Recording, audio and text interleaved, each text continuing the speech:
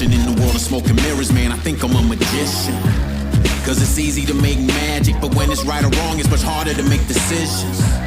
All I need is the green light. If you ain't ready, you'll get left. Cause I promise my team ride, and we ready for whatever. If wings are made of feathers, then let's let our soul fly like we all on the same flight.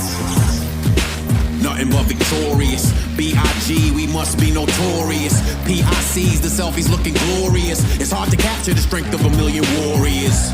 So my attitude is DeLorean. Back to the future. If you don't shoot, you don't score. And this is war, so make sure they salute ya. So much adrenaline, there ain't no ignoring us. Tell me, can we live? Tell me, can we breathe? Cause we'll sacrifice sleep if it means staying awake. Will help us live the dream. All we need is the green light. If you ain't ready, you'll get left. Cause I promise my team ride, and we ready for whatever. If wings are made of feathers, then let's let our soul fly like we all on the same flight. Tell me, can we live? Tell me, can we breathe? Cause we'll sacrifice sleep if it means staying awake. Will help us live the dream. All we need is the green light. If you ain't ready, you'll get left. Cause I promise my team ride, and we ready for whatever. If wings are made of feathers, then let's let our soul fly like we all on the same flight.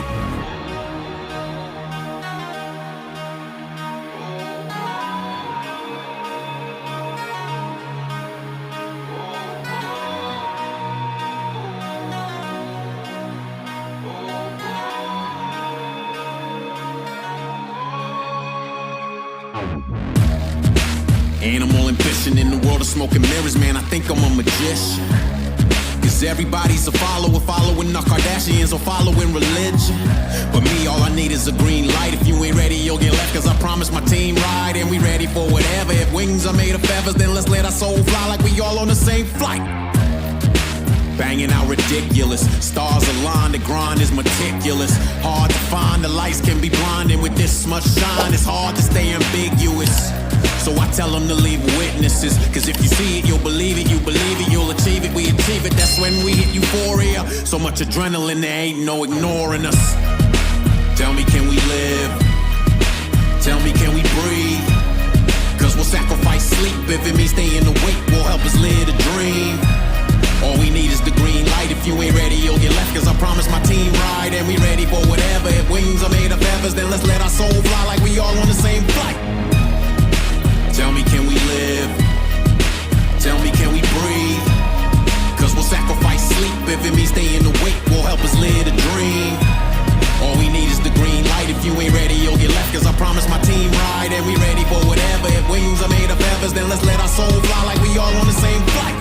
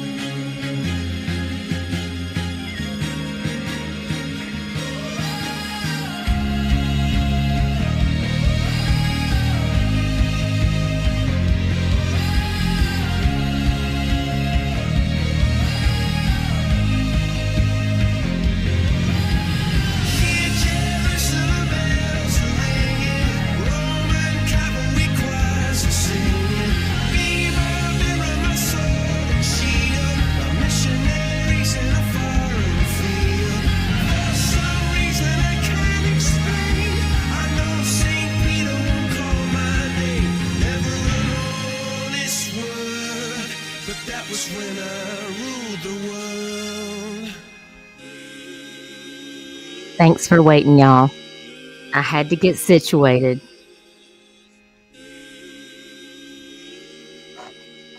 How's everybody doing? Happy St. Patty's Day to everybody out there. I hope everybody's having a good evening. Welcome to Missing Flyer Monday. My name is Duchess, and this is where we talk about true crime and missing cases. I hope everybody is doing well. I'm just nursing my hand, doing a little bit of this and a little bit of that. I hope everybody's well. Let me go over here to the chat. Just want to say hey to everybody. I appreciate y'all letting me play my extra song that I got from Licked with my license.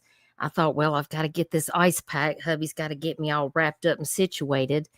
So I thought I would just go ahead and play my extra song, give me a few extra minutes to get settled in so we could get started. Arctic Fox, so good to see you. Hey, Cash, hope you're doing well. Slanche, yes, I'm tipping my tea glass to you right now as we speak. Hope you're doing good. Arctic, I do hope that Austin feels better. I will be keeping him in my thoughts and prayers, and I hope you're doing well. Appreciate you listening in if you're able to. Hey, Kimber, always good to see you. I hope you're doing well. I got something special for you in Mind of Monsters tonight. Oh, you're playing in the Shamrocks? Well, we need all the good luck we can get in here. Appreciate you being here. Hey, Sunday, the Doodles. I like your name change. I hope you're doing well. Can y'all hear me okay? Everybody's that my audio sound okay? Hey, Dragon Classy. Hope you're doing good, sis. It's always good to see you. You like my first song? I thought it was pretty good. It's kind of upbeat. I'm glad you liked it. Hey, Shaylee, I hadn't seen you in a while, darling. I hope you're doing good. Had to get my Coldplay track in there. I do like that song. So what y'all been up to today? Everybody wearing green? Are you going to get a pinch? Because I've got on my green. Hey, blessings to all. It's good to see you. Hope you're well. We got some case updates that I want to talk to y'all about. And we're going to share some missing flyers. So I've got just a little bit of everything to talk to y'all about. I think Nonsense might still be live. She's over there reminding people why Betty's going to court. And that's just as important as being here.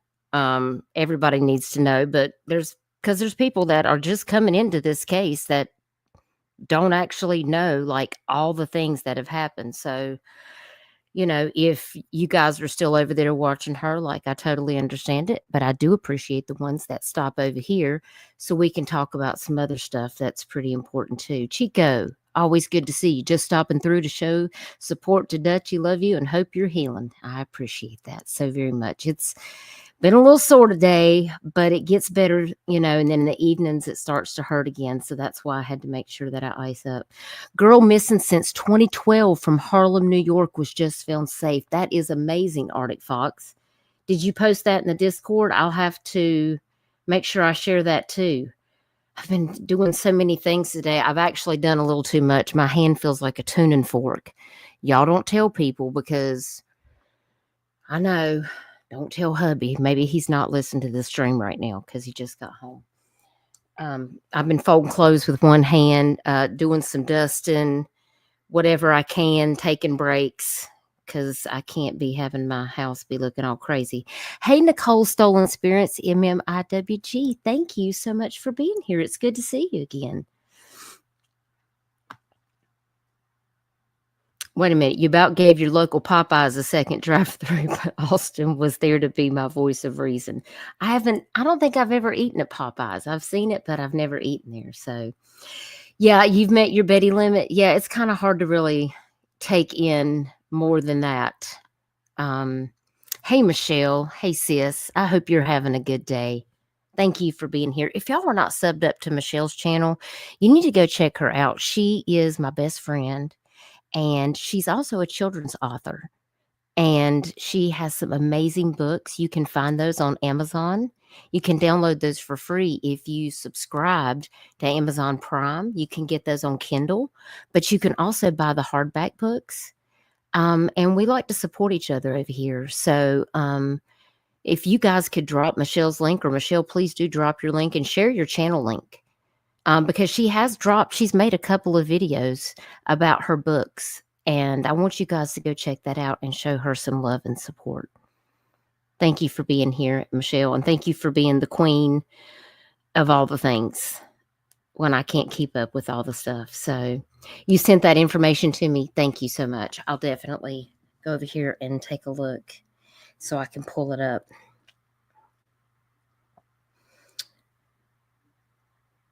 Oh, that was Kayla Contreras. Okay, I think I can pull that up on my Facebook.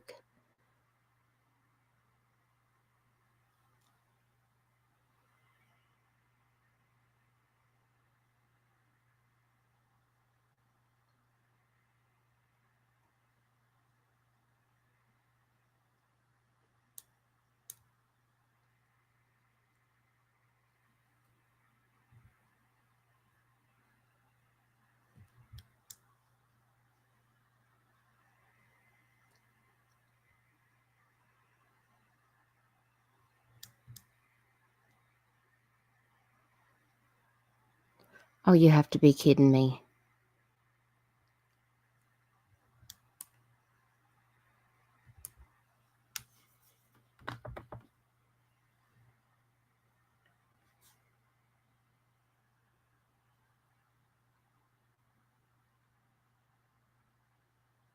Am I back? Did y'all lose me? Because one of my things is not responding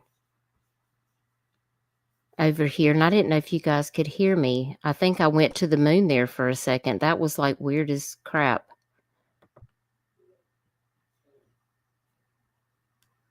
I don't know what was up with that.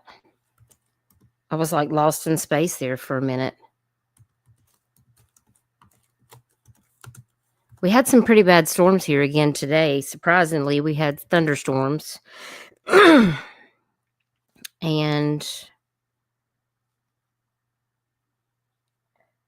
Contre. I need to clean my glasses. Contreras. Oh, here we go. I'm going to pull this one up so I won't forget about it, Arctic. I don't know. My computer is like doing something weird right now. What is going on with my computer?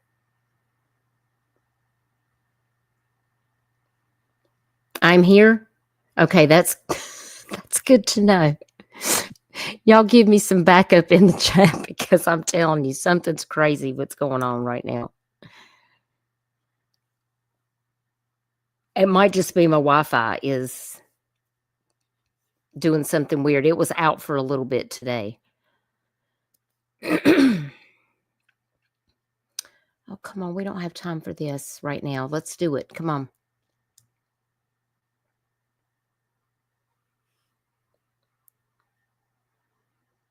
All right, I'm going to try something. Hang on.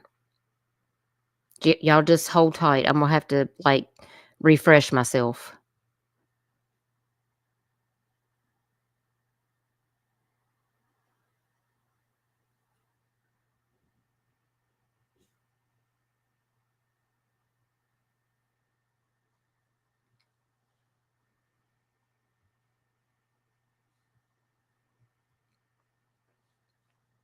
I don't know. Something weird is going on with that. It's very weird. Not sure.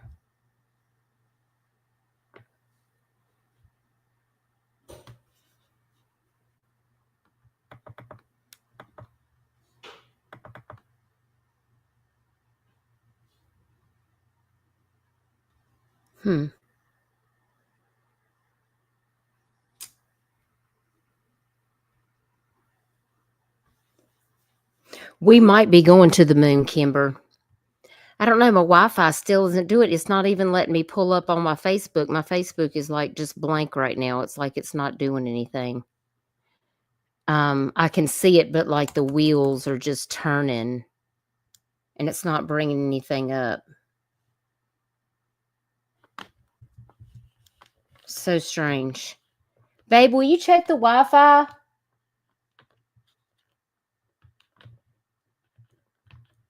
I'm not breaking up or anything, right? It's just weird that I can't upload anything else on my laptop right now.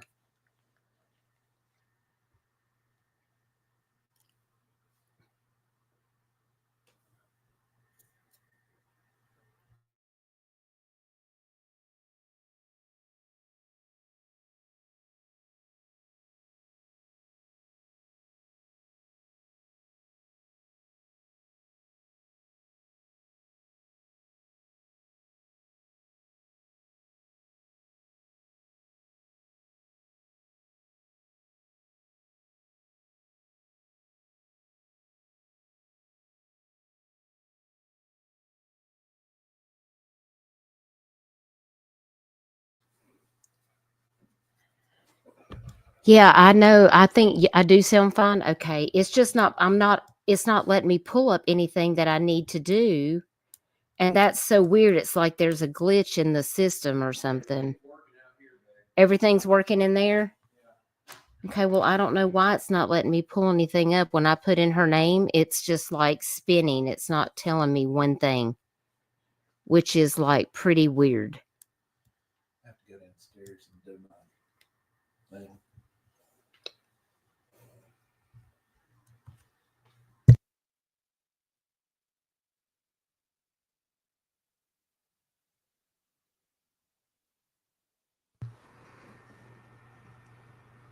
Yeah, I don't know. I still can't get it to pull up. Hey, Eastern girls. It's good to see you. Hey, Dreams. Thank you for being here. Y'all have to bear with me. Hey, to Jennifer. I don't know. I'm having some technical difficulty. Hey, Lise. I haven't seen you in a while. I hope you're doing well. Yeah, I don't know. My Facebook is giving me some issues. It's not wanting to let me pull up the things that I need to. And I just find that to be strange. That it's, that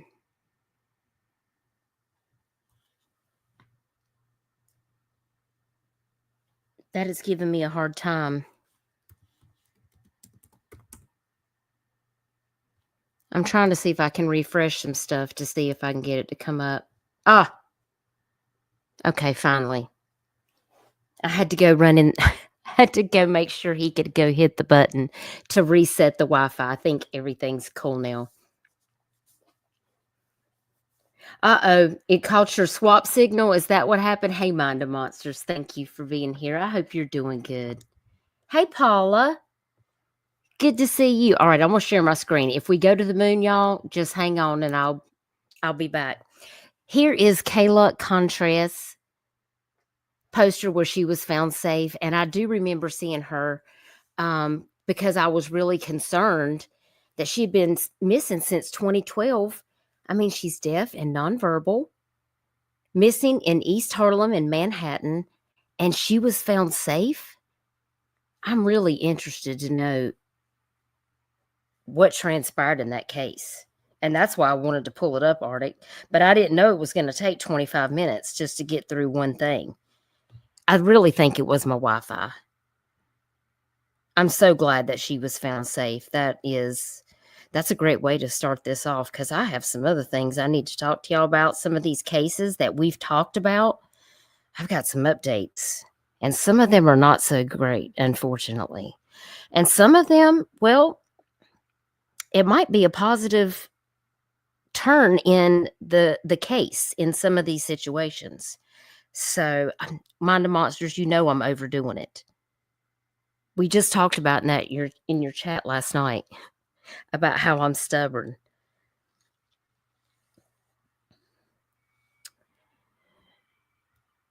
But I'm trying. I'm trying my best. So while we're over here on Facebook, that brings me to start out with Scott Spivey.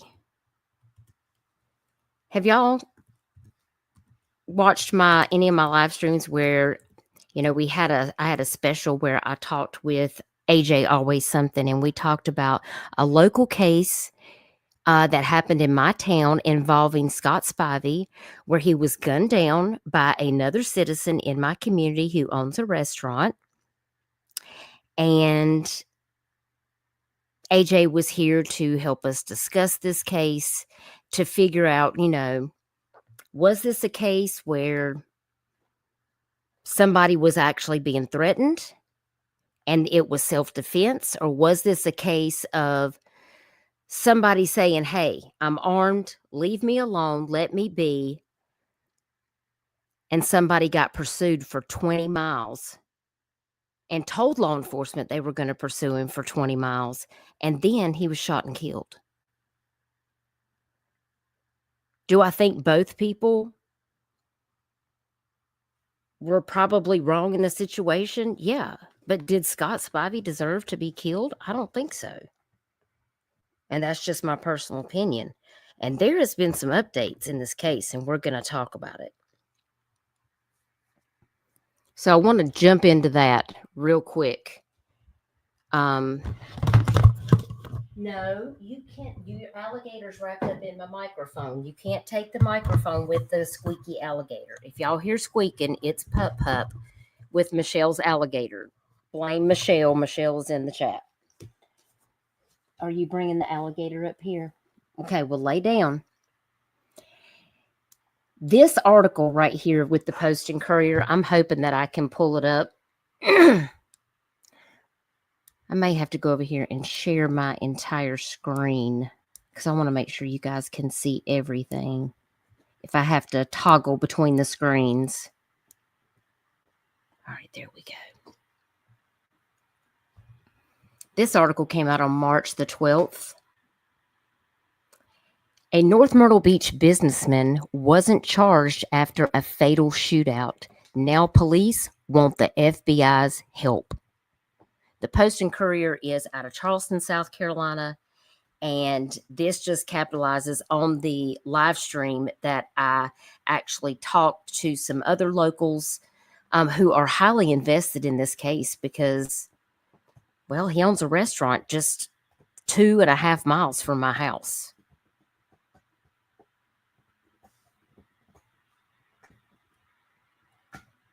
If you have not seen the Scott Spivey case discussed on my channel, you can find it over there under it. I do believe it's still under lives, but I can grab the link and I can share it in here with you because I encourage you to go listen to this case if you're not familiar with it, because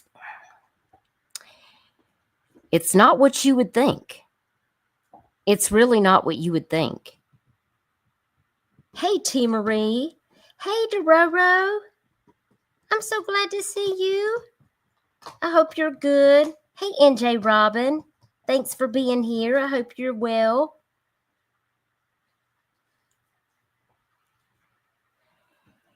Now, this right here, this is Weldon Boyd. This is the person that we're talking about. He actually lives in Loris, and he has a blueberry farm.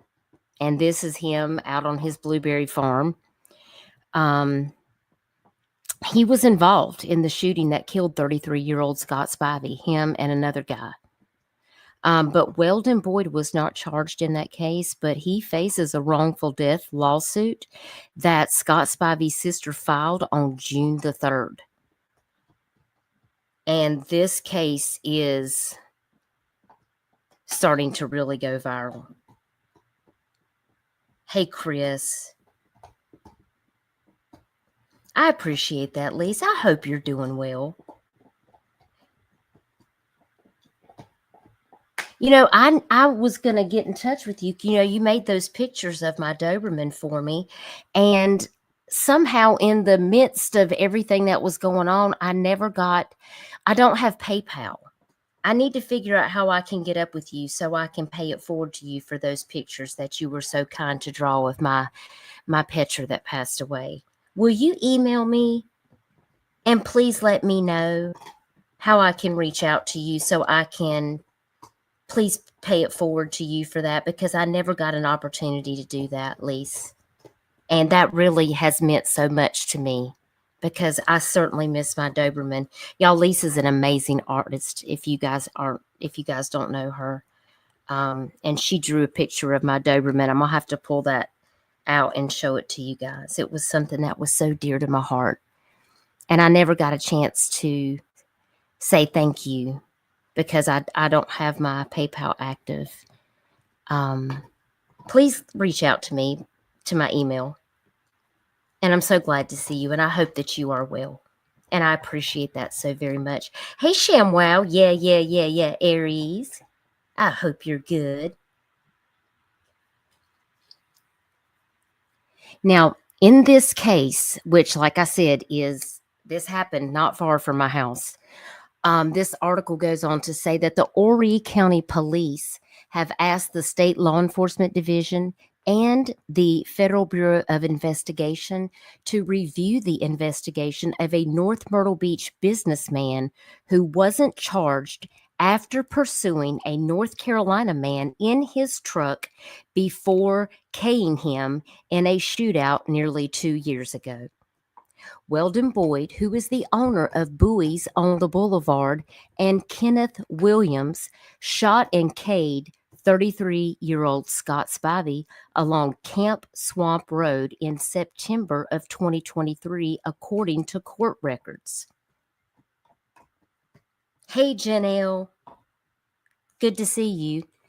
Horry County Police initially investigated the case, but they later asked for SLED's help after Boyd wrote a Facebook post thanking the Horry County PD and the 15th Circuit Solicitor's Office for their hard work in the matter, according to a September 15th, 2023 letter that Solicitor Jimmy Richardson sent to the South Carolina Attorney General's office.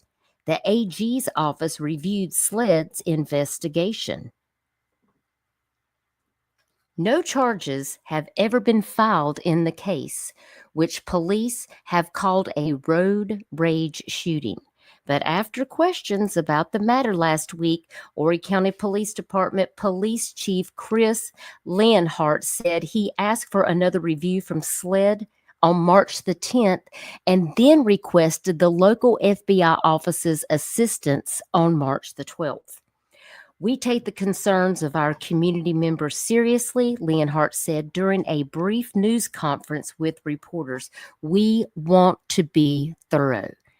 Now, this police chief declined to provide the reasoning for his request or reveal who raised concerns about the case, citing what he described as an ongoing investigation. He did say that his department would conduct an internal review of its handling of the matter, though he declined to say whether a potential SLED and FBI investigation would involve any of the Horry County Police Department officers. And this is where it gets dicey, y'all. The news comes a day after the resignation of Brandon Strickland, who had been the HCPD's deputy chief over the Operations Bureau. Agency spokeswoman Michaela Moskoff confirmed. However, it's unclear why Strickland left the agency. Well, I'll tell you why, because there's a picture going around on the internet of Weldon Boyd and Brandon Strickland when they went gator hunting a few years ago together. See, they're friends. They're friends, and that makes people feel some type of way because they feel like that Brandon Strickland was treating him more like a friend when, because Brandon Strickland also investigated this shooting. So you can understand.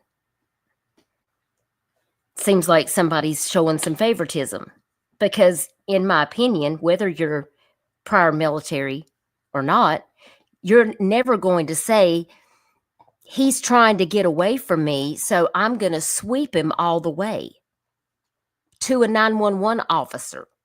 When you're calling 911 and you tell somebody you're going to sweep them all the way on that 911 call, that means you're going to follow and pursue them. That's what that means. So how can you tell somebody that you were in fear for your life, but you pursued them for 20 miles while they tried to go the other direction from you. Hey, nonsense. Thank you for being here. That was a great live stream earlier. A good refresher for people who don't remember what old Betty's been up to. Chico, say it louder. Conflict of interest from the jump, and it shouldn't have happened. I guess they didn't think anybody was going to notice, but that's how the good old boy politics go down in the South. Not always, but in my county it does. We've already had the South Carolina DNR debacle in Tyler Doyle's case, and now we've got this.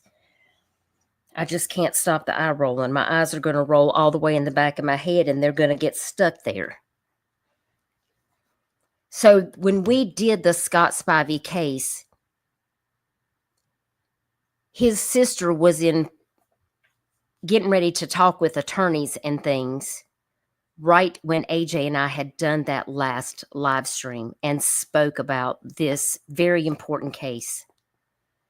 Everything that Scott owned, he left to his sister, and his sister is using that money to hire an attorney. Yes, we hear your alligator. To hire an attorney, and she is trying to get justice for what happened to her brother. Hey, Dago, what's good? Hope you're well. Hey, Elizabeth Lander. Elizabeth Lander, are you in the building? Are you in the building, Elizabeth Lander?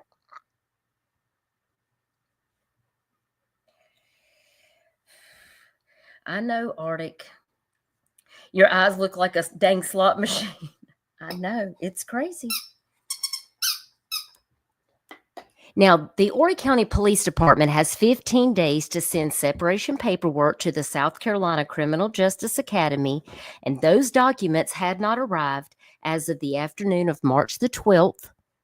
But an Academy spokeswoman had confirmed that, and Strickland had worked for the county police department since 2005.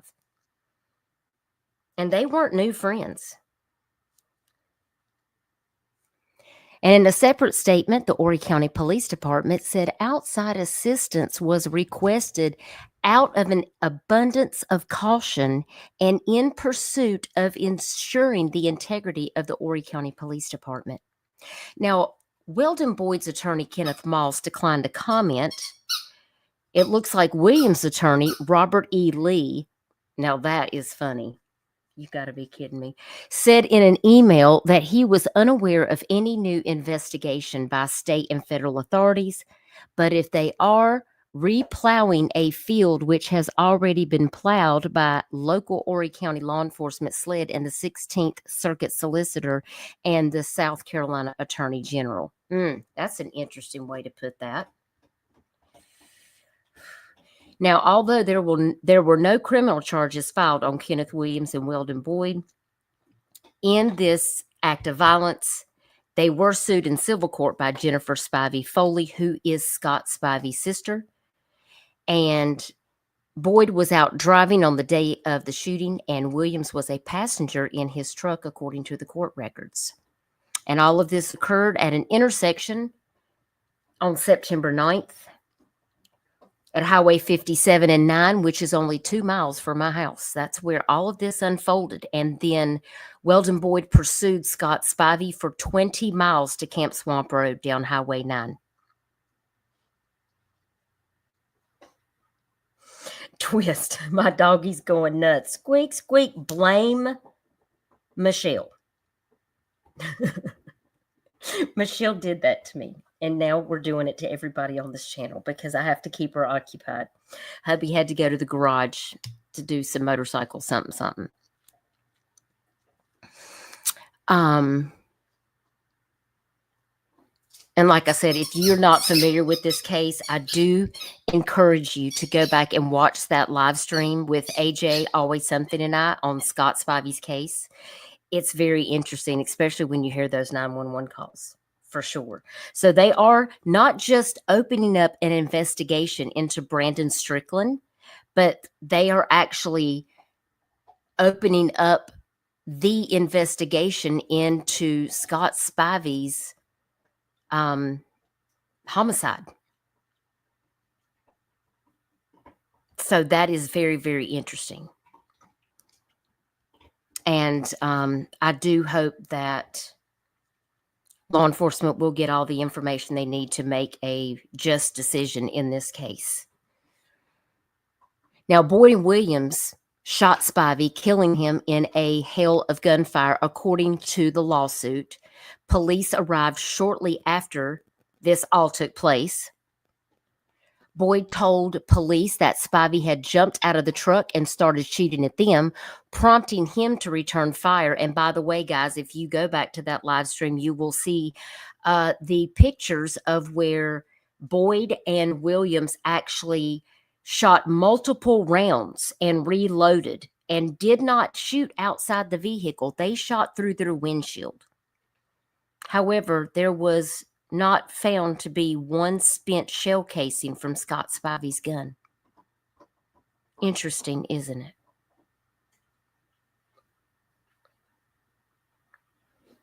Oh, you want to see a picture of the baby? I will email you a picture, but I've got one right here. Hang on a second. Let me stop sharing my screen for a second. I did upload one because I was going to share it with y'all tonight. But we jumped right into it hot after we went to the moon. Hey, baby. Don't throw the alligator on the keyboard, because then we will go to the moon. This is my new baby right here. This is Harley Raven. And she's a Staffordshire Terrier, American Pit Bull mix. And she's a big baby.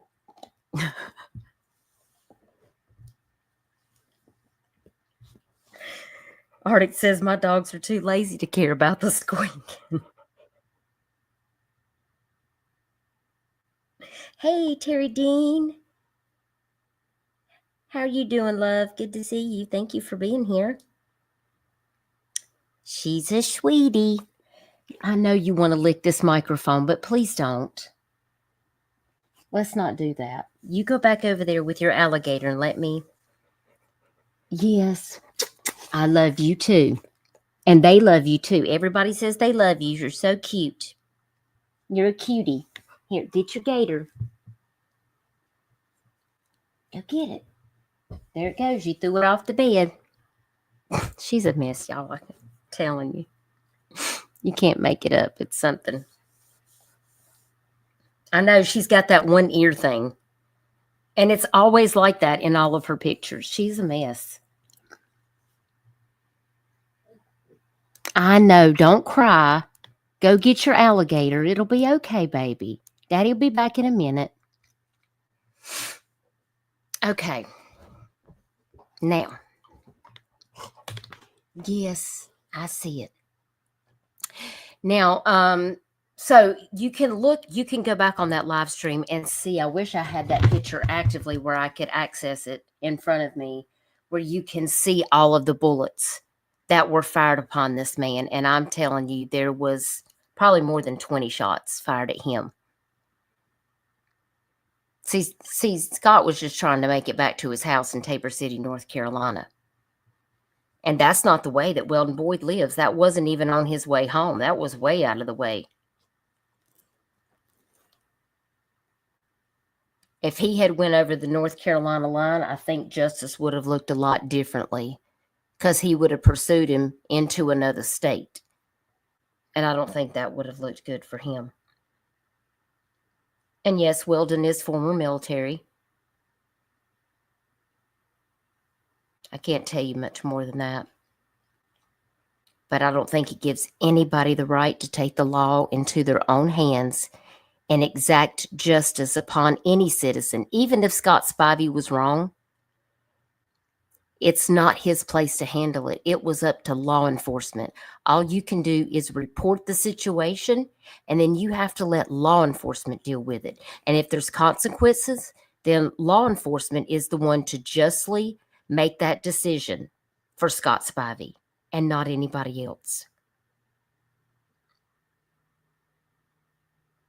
The 911 call is very damning. Yeah, I agree, Chico. And of course, Scott passed away at the scene. Now, the prosecutors ultimately declined to charge anyone in the case because it said there was insufficient evidence. But Scott's sister's civil suit contends the unlawful pursuit led to Scott Spivey's death. And I'm inclined to believe that the 911 call is going to be the thing that burns him, because he says, I'm going to sweep him all the way. And that means I'm going to follow and pursue him. I'm going to stay on him. He could have at any time stopped pursuing him and just left it alone, but he didn't. Yes, he told the 911 officer that he was afraid for his life. Not Spivey. Spivey never talked to 911. This was Weldon Boyd. And then he said, I'm going to sweep him all the way. And he did for 20 miles. That's going to come back to bite him, in my opinion. But we'll let the court settle it out.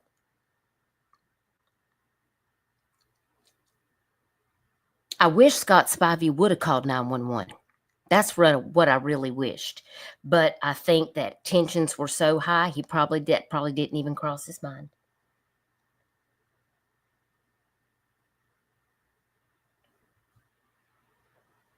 And like I said, this all started just a couple miles from my house. This man owns a restaurant just a couple miles on the ocean front.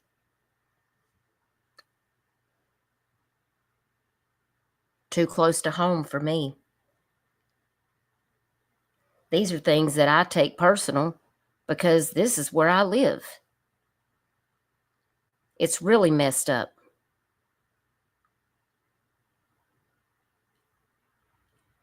And in answers to the civil lawsuit, both Weldon Boyd and Kenneth Williams blamed Scott Spivey for his own death and maintained that they acted in self-defense. But see, if Weldon Boyd didn't pursue him for 20 miles, Scott Spivey would probably still be alive.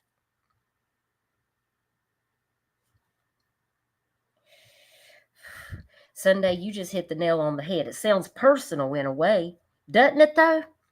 It sounds real personal. I think there's more to this story than people know about. These are just my thoughts and opinions only.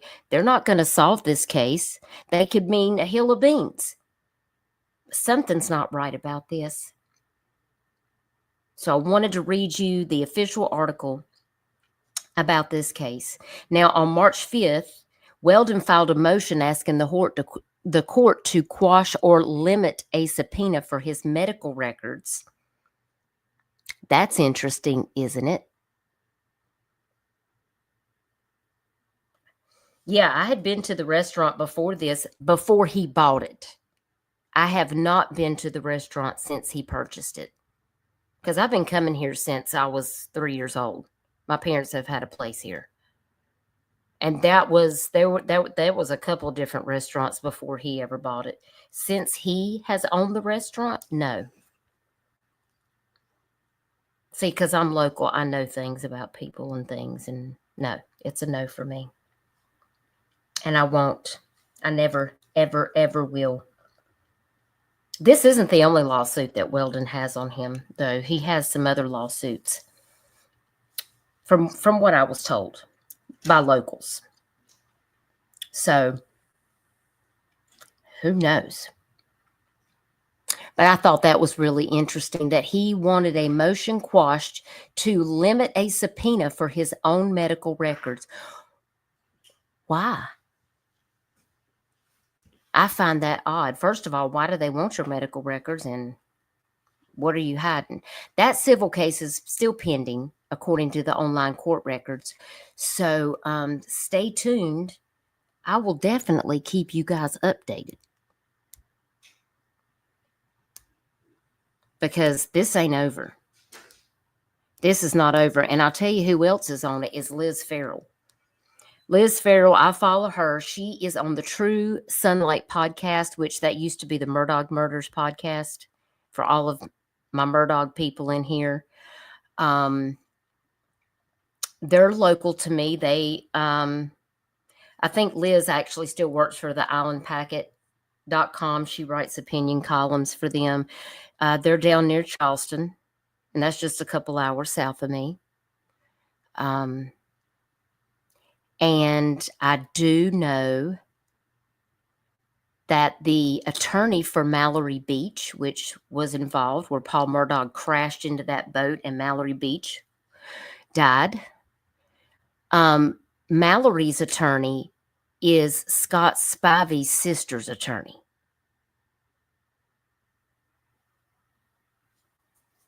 So I'm just saying.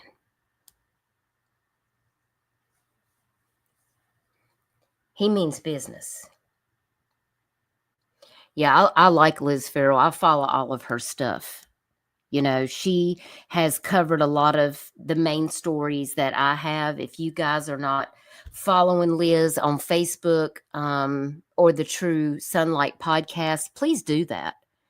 I mean, I think they do a really great job talking about a lot of different cold cases. They've talked about Micah Miller, you know, some of the very same cases that we've talked about over here. She does the podcast with Mandy Matney, who used to also be with Fitz News. And she's a journalist as well. And they both call out a lot of stuff. And I just thought it was very interesting to, you know, see her talking about it on her page right here. She actually calls it out.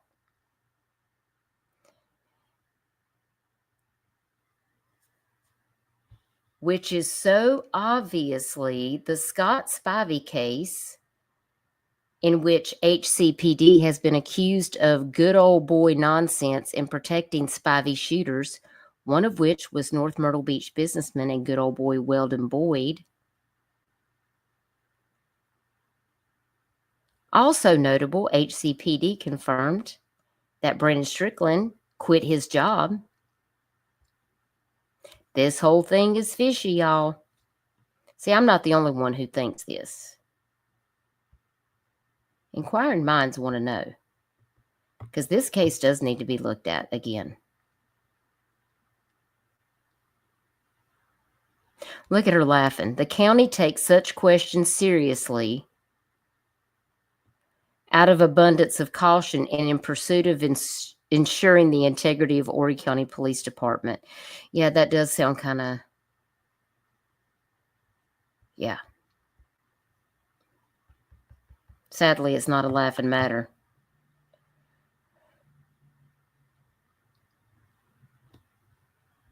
And she does point out that it seems to be incredibly dirty based on the news reports from that time.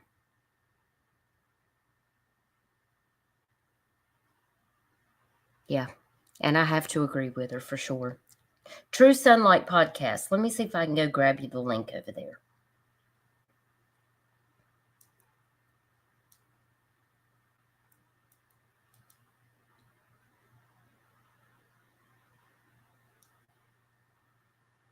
Let me see.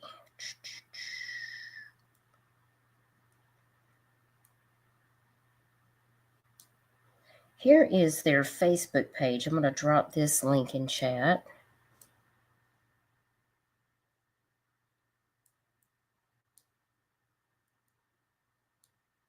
I have to do it from my phone. Hold, please. That is not Leilani Simon. That's actually Bowen Turner, who is a guy that is a youthful offender that is not a good person. And he needs to be back in jail from here in South Carolina. For sure.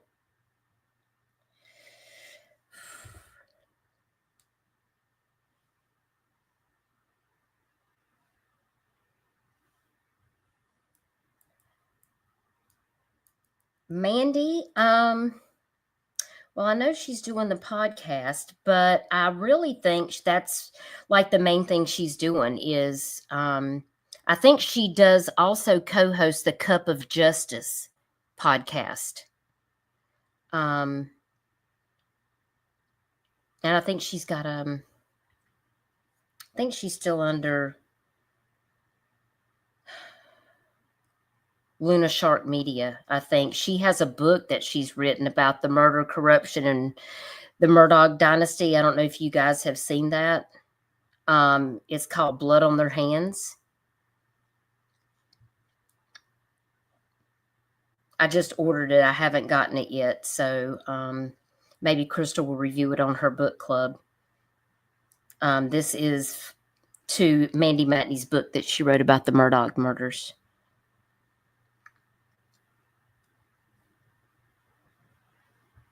Yep, new adventures for everybody.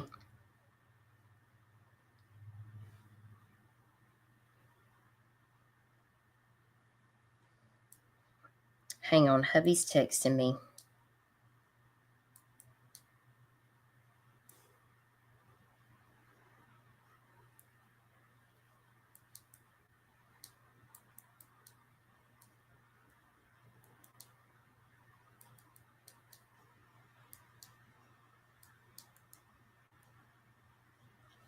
Okay.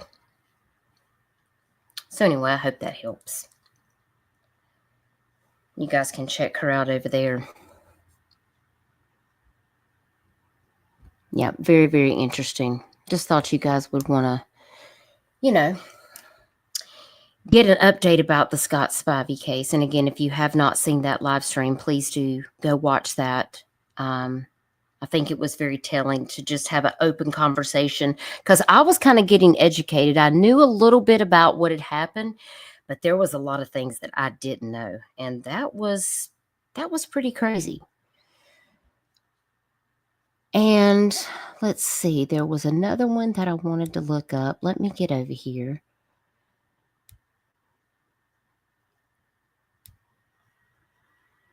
Let me see if I can pull up my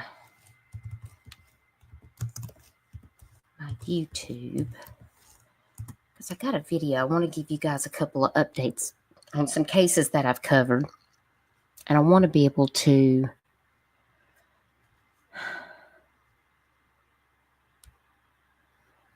play what's going on.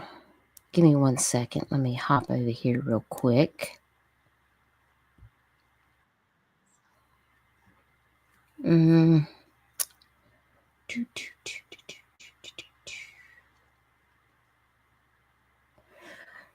And I got some memberships to give away too.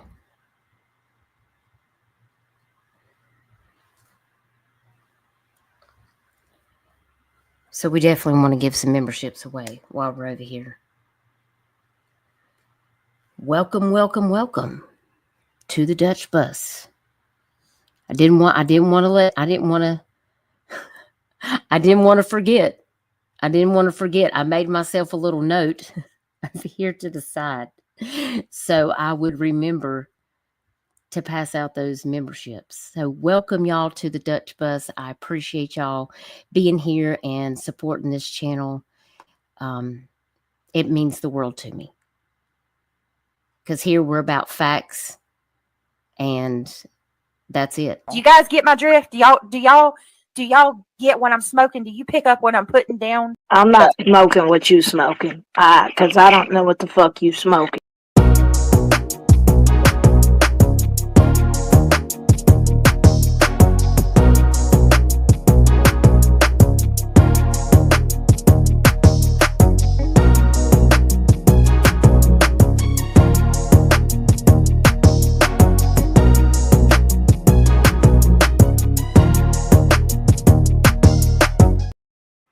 I appreciate y'all. Y'all mean the world to me. So welcome, welcome, welcome. We got DeJennifer, XX Country, Forest Friend, KCG, Spicy Demure. I love that name.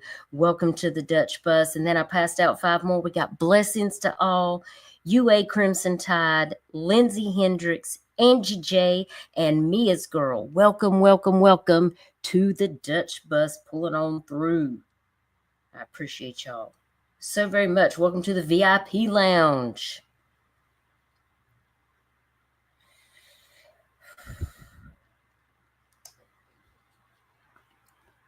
All right, this next case that I'm looking up, I had to get over here on my YouTube so I can look this up. And this is on Sudiksha Konanki. I want to give you guys the most recent update that I heard on that case. We talked about her missing flyer, and she is the student that is missing in the Dominican Republic. Do you guys remember we talked about that case last week? And I was like, oh gosh, Natalie, that was giving me the Natalie Holloway vibes of sorts. And y'all, I just don't feel like this is a good situation. You know what I mean? This is her flyer put out by the Doc Ellis Foundation. Sudiksha's location, she came from Pittsburgh, Pennsylvania. She is a med student. She's 20 years old. She's been missing since March the 6th of 2025 in Punta Cana, Dominican Republic. There is a missing alert. If you have any information, you can call this number. But I want to give you guys the latest update on her case. So we're going to go over and we're going to watch a video now. And this link to the video is in the description. That's right, Arctic. Let me share my screen. We're going to get over here and we're going to check out a couple things that they've been saying about this case. This was an update that I saw from CBS Pittsburgh. Let's hear what they have to say on this one. This was an hour Right now, ago. the search for a missing University of Pittsburgh college student is intensifying. It's been more than a week since Sudiksha Konanki went missing in Punta Cana while on spring break. Mimi Ba has the latest on her disappearance tonight. The parents of Sudiksha Konanki are back on American soil without their daughter. This video on TikTok shows them speaking with a news channel in the Dominican Republic. The language barrier makes it difficult to understand, but you can see a mother overcome with tears and a father trying to hold it together. The University of Pittsburgh student went missing March 6th.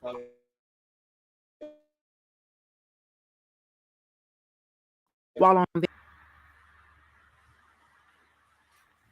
Y'all, that is so sad. Let me rewind it for a second. and a father trying to hold it together. The University of Pittsburgh student went missing March 6th while on vacation with 5 friends. Officials have searched land and sea, but still nothing. Investigators believe the 20-year-old was last seen with 22-year-old Joshua Ribb. He's a student at St. Cloud University in Minnesota and was on vacation as well. KDKA has learned that authorities have confiscated his passport. Surveillance video shows Konanki at the Rio Republica Resorts bar before she, Ribb, and a group of people walked toward the beach. Hours later, we see the others return, but Konanki and Ribb stayed behind. When interviewed by investigators, Ribb told them they were swept into the sea by a large wave and struggled against the water.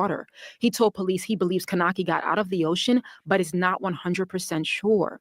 Ribb's attorney says currently his client is confined to hotel premises and escorted by police anywhere he goes. Ribb is being directly interrogated by the country's attorney general. A spokesperson. Wow. That's crazy. That's just crazy.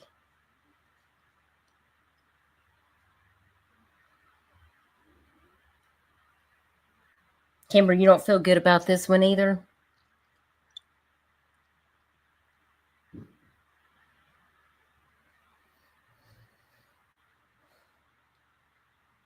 I just don't know. She is very pretty, isn't she? And she's obviously very smart too. I mean, she's a med student. But I just don't have good feelings. I mean, this does not... This doesn't feel good. Hey, Mercedes girl. Hey, kitty coo. I don't know. I hope they find some information soon. Spokesperson for the Loudoun County Sheriff's Office in Virginia, where Konanki is from, tells me they met with the Konanki family last week. When it comes to the 20-year-old's 5 friends, who are all students at Pitt, it's unclear if they're back. Mostly all of their social media pages are private. Investigators are looking into all possibilities of what could have happened to the 20-year-old, including an accidental drowning or foul play. In a statement, Rib's family said they hope Konanki is found as soon as possible. Mimi Ba, KDKA TV News.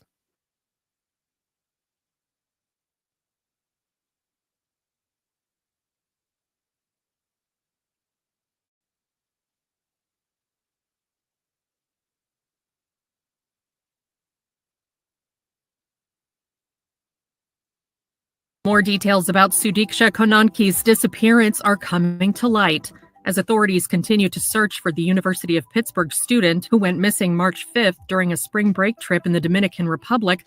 A key witness is sharing his encounter with her on the beach. The man, who is not considered a suspect by the Dominican Republic authorities, says that he and his friend met Konanki and her friends after coming back to the Rue Republica resort from a party. Virginia's Loudoun County Sheriff's Office, where her family lives, has no jurisdiction over the case, but has sent detectives to Punta Cana to assist on the U.S. side. The Loudoun County authorities have also identified the unnamed man as a person of interest.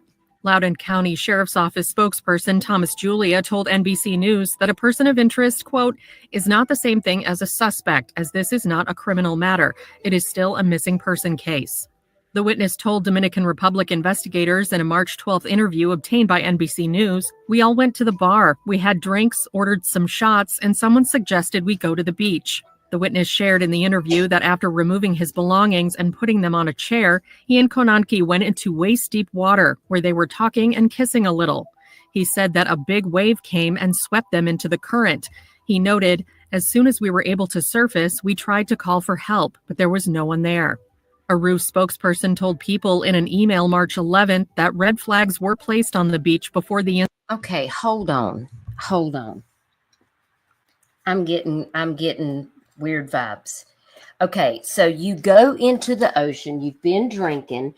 Apparently outside the bar, she was vomiting outside the bar. Then they go to the beach and y'all get in the water and y'all get knocked down by a wave and you yell for help, but then you don't know where she went after that.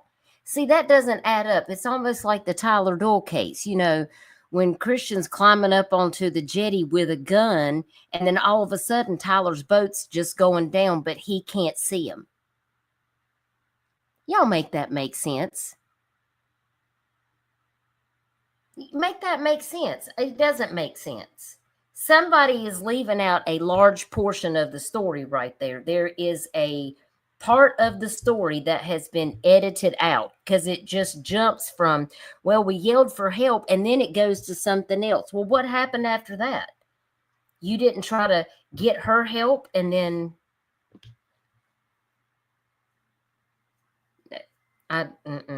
Hey, Vibrator. Good to see you, hon. Hope you're doing good. Josh B. Glad to see you back.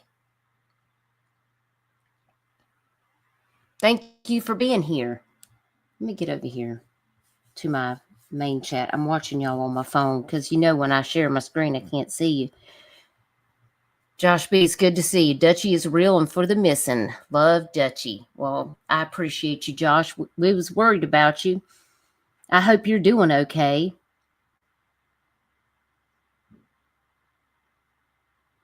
There is lots of drama going on for sure. But I ain't got time for all that. We got to look at all this mess over here. When everybody's fighting, all these cases don't get talked about. And the attention gets taken off of these cases because people want to go over there and fuss and fight and bash each other. And y'all just stay over there and do that. We got shit to do. You know what I mean? Hey, catering wench. And then you don't go and get help, go home and go to bed. I know, make it make sense. I feel like that somebody is not putting in all of the information that matters. Hey, Trixie. Good to see you again today. I saw you in Chasen's chat earlier. That was a really interesting case she talked about.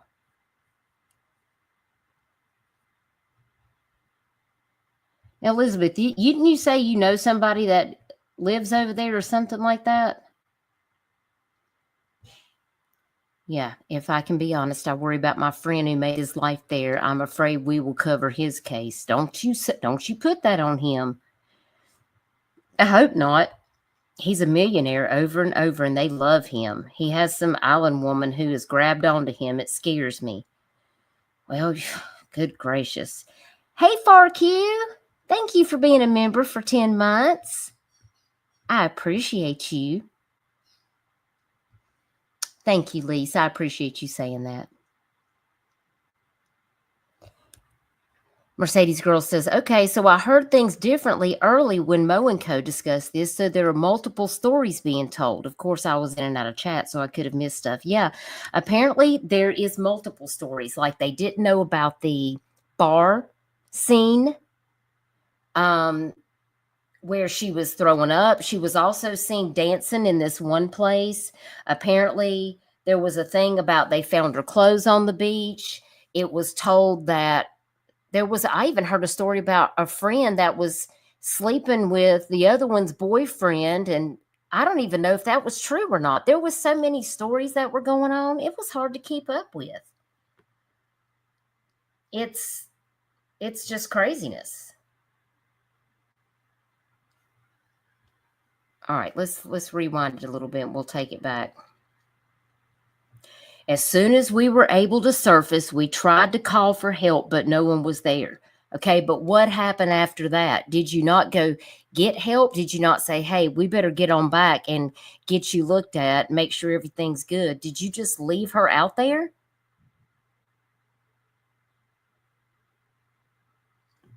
Bing bong, I don't know. Something's not adding up. Help, but there was no one there. A RUE spokesperson told People in an email March 11th that red flags were placed on the beach before the incident as a warning of strong current and high waves. As a certified lifeguard, the witness told authorities that he grabbed Konanki and held her under his arm, kept trying to get her to breathe as he pulled them back to the beach, but struggled to catch his breath simultaneously. I swallowed a lot of water.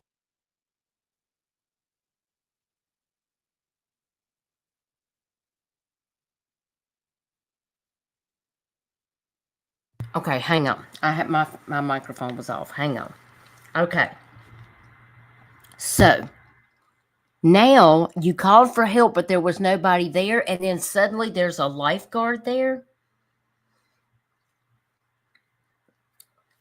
And the lifeguard is trying to pull her out of the water and she can't breathe. And I'm having confusion. I don't like the way this story is getting told right now. This bothers me. Hold on, let me get over here in the chat.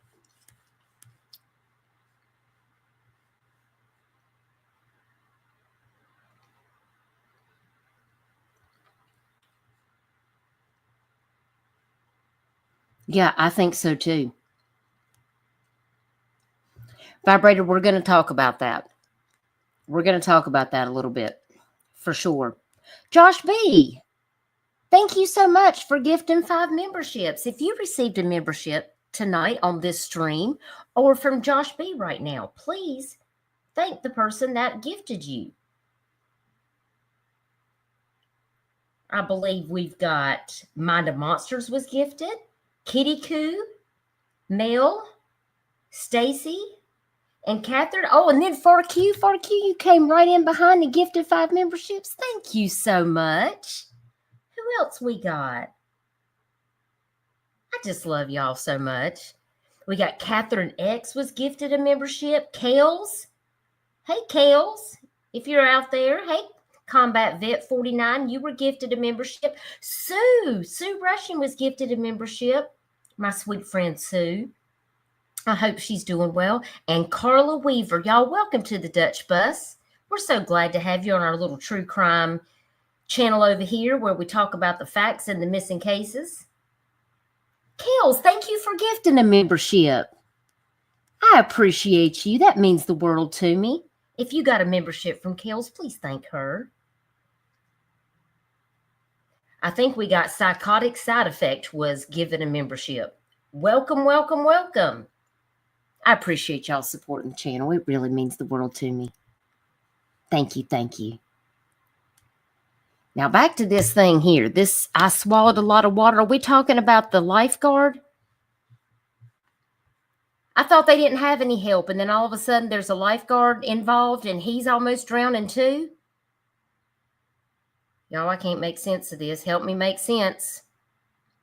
He said he kept trying to get her to breathe as he pulled them back to the beach, but struggled to catch his breath simultaneously. I swallowed a lot of water, he shared. I could have lost consciousness several times. When I finally reached the ground on the beach, I pulled her in front of me. She went to gather her belongings since the sea had moved us. He continued, she wasn't out of the water as it was up to our knees. She was walking at an angle in the water. The last time I saw her, I asked if she was okay. I didn't hear her answer because I started vomiting all the seawater I'd swallowed. The witness explained that after, he looked around and didn't see anyone on the beach, so he thought she grabbed her belongings and left. I felt really bad and tired, he recalled. I laid down on a beach chair and fell asleep because I couldn't go far. Okay, hold on. Hold on. Everybody hold on. Get your seatbelts and your tinfoil hats. You were so tired from rescuing these people that you literally just decided to lay down and go to sleep instead of going back to your house and going to bed? Put a 1 in the chat if you think this sounds like an odd story. Because this isn't making sense to me. This is yet another version of the story that I've heard. And this does not compute with me. What normal person is just going to be like, oh, well, I think I'll just lay right here and go to bed because I just can't. No, I'm probably just going to go get help because I myself have taken on all this seawater. That's not a good idea. None of this makes sense, y'all. This is making me nervous. I don't like it. Now I've got to go over here and check out to see. Because maybe it's just me. Like, is it me? Arctic Fox. Arctic, thank you so much for gifting 10 memberships. That is so kind of you. Y'all, welcome to the Dutch Bus. Barbara Hall, you were gifted a membership. Tabitha Starr, Columbo, Southern Gal True Crime. If y'all are not subbed up to her, she's going to be doing Missing Flyers later. Michelle, Sammy G, Twinkie, Danny C, Akira, and Sally May. Welcome, welcome, welcome to the Dutch Bus Squad. Thank you, Arctic. I appreciate you supporting the channel. That means the world to me.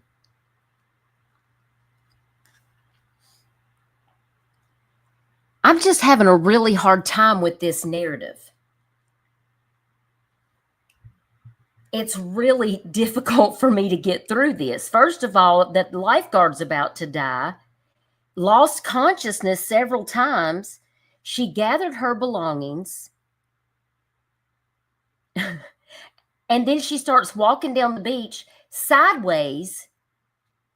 But the person who rescued her can't even make it off the beach himself, and he has to lay down there and go to sleep on the beach. NJ Robin, why not call 911? I mean, this would make sense to me.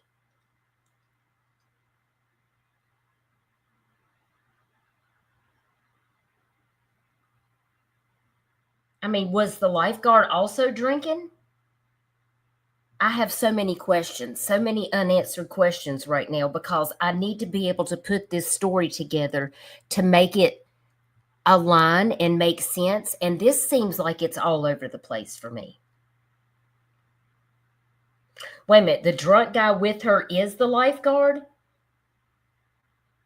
Nicole, Stolen Spirits, says the drunk guy with her is the lifeguard. I thought that was one. She was with a guy that was in the group. But he's also the lifeguard?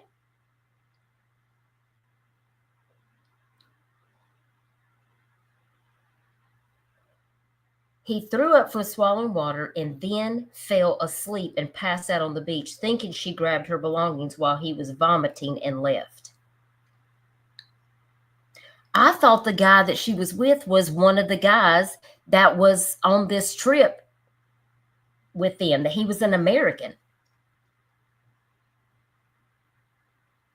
Because I'm assuming if he's a lifeguard, like he lives there, right? Or am I just, oh dear, I know, Elizabeth Lander.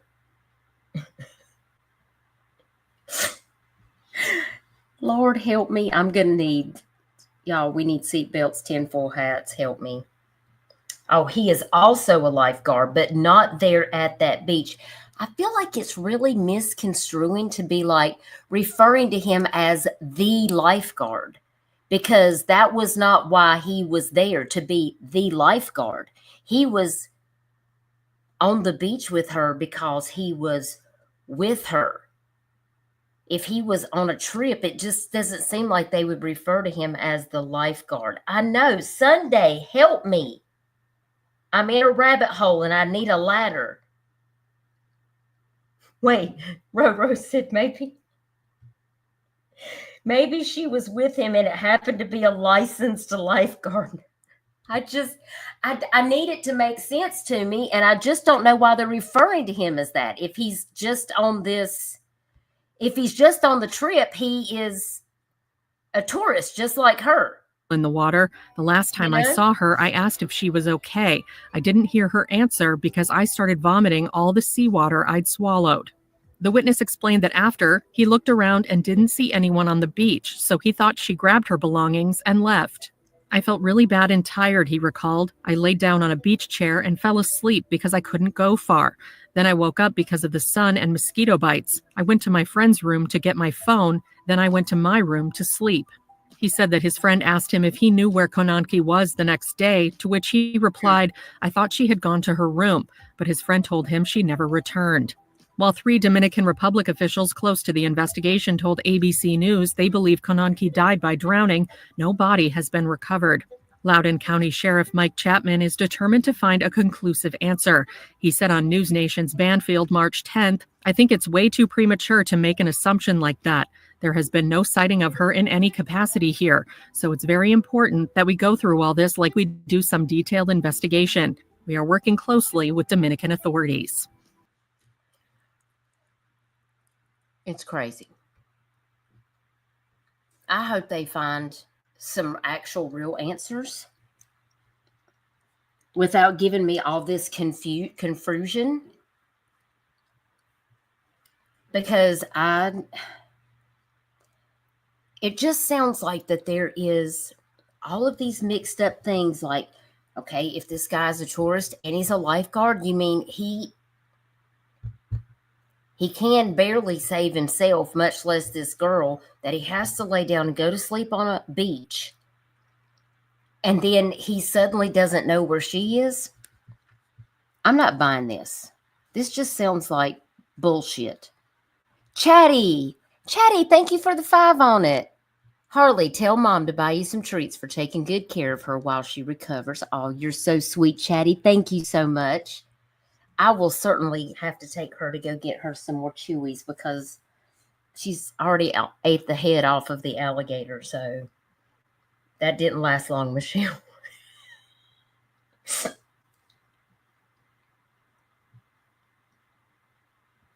Wait a minute. What are you blaming me for in the chat, Sunday? For going down a rabbit hole that we can't get out of. Speaking of rabbit holes, there's Drifty Rabbit 90. Hey, Drifty Rabbit. Thanks for being here. I hope you're doing good. No better time for a rabbit to pop up when we're down a rabbit hole that we can't get out of. Drifty, you making tumblers too?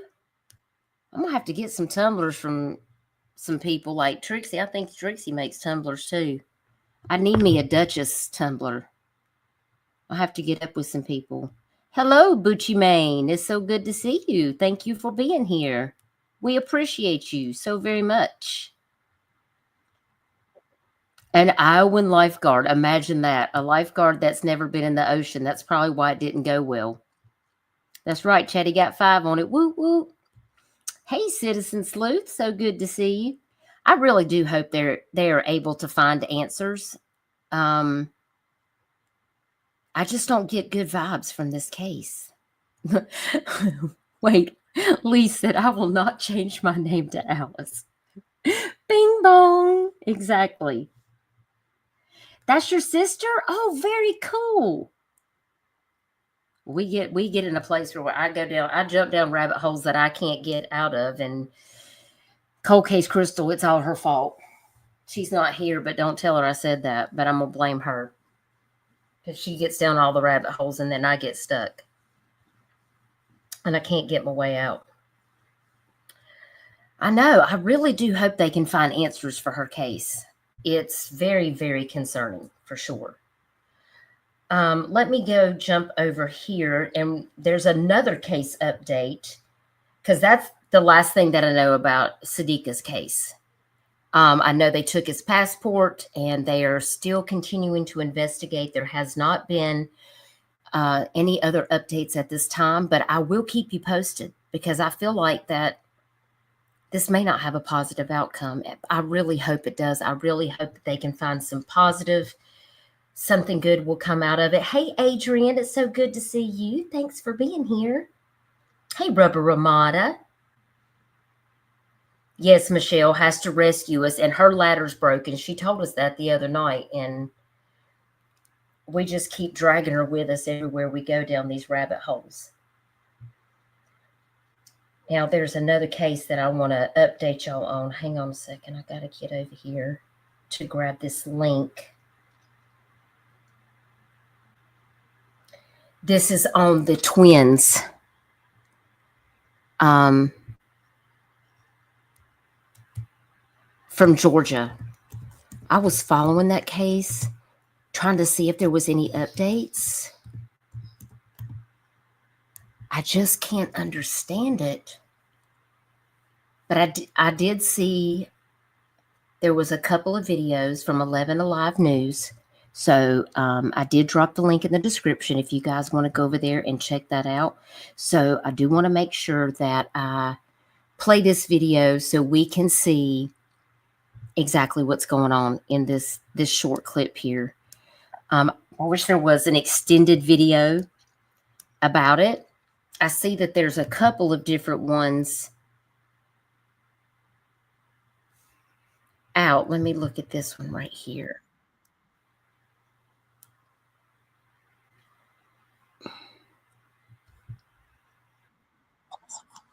Okay, this one is 2 minutes and 27 seconds. We're going to start out with this one, and then I want to play you the update that I just saw a few hours ago. And we'll try to figure it out together. Because I do have a lot of questions about this too. And now they're saying it looks like this could be a murder, unaliving, homicide, suicidal situation, unfortunately. I mean, I'm not worried about my monetization because it's just better to just speak it for what it is. Unfortunately, that's the case. And it really concerns me about, how did it come to this, that they had these flights to go to Boston and they were found deceased in the Georgia mountains. I mean, I have so many questions. So let's listen to this update that was dropped yesterday and see if we can find out any information that may help us. Hey, CLK. Thanks for being here. It's so good to see you.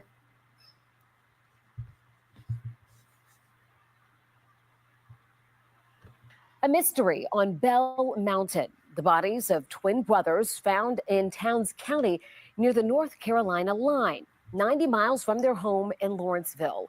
The GBI initially investigating this as a murder-suicide, but tonight the family says they're not buying it.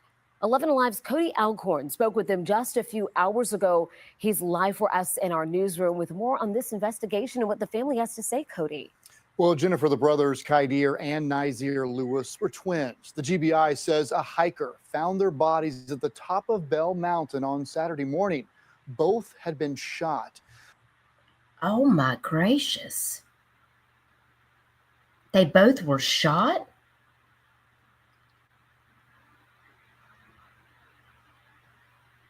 Hmm. The family couldn't believe it when they got the call hours later, knowing the twin brothers were supposed to be in Boston visiting friends. We want answers. We want to know exactly what happened to the twins. Nazir and Kaidir Lewis, Those my nephews. just a few weeks shy of their 20th birthday. I can get past it. They're gone. The twins' uncle, Raheem Bronner, They're very protective of each other. They love each other. They're like inseparable. So I couldn't imagine. Y'all, did y'all see how cute they were? Oh my gosh. Y'all, this is heartbreaking. I didn't expect that either, Roro. I'm just now getting this update along with you guys. This is just a real raw reaction. I have not had a chance to really review this because I was waiting to get more information and I saw there was an update, so I wanted to watch it with you guys for the first time.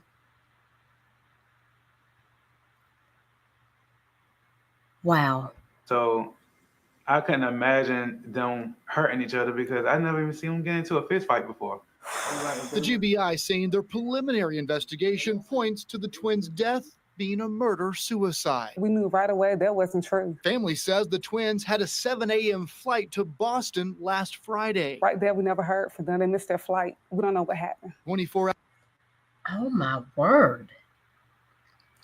Well, they just said they'd never been in a fist fight. I can't say that for myself, personally. So there's that. Hours later, the twins' body found 90 miles away. How they end out in the mountains, they don't hike out there. They've never even been out there. That's suspicious. They've never even been out there, but they're at the top of Bell Mountain? Yeah, did you hear the family? They were like, no way, NJ Robin. It's wild. It's wild. I want to play this part back again. I want to go back to where the family starts speaking about it again, because their reaction is just like, there's no way they would hurt each other. They've never even been in a fist fight. I've even been in a fist fight with my sister, okay?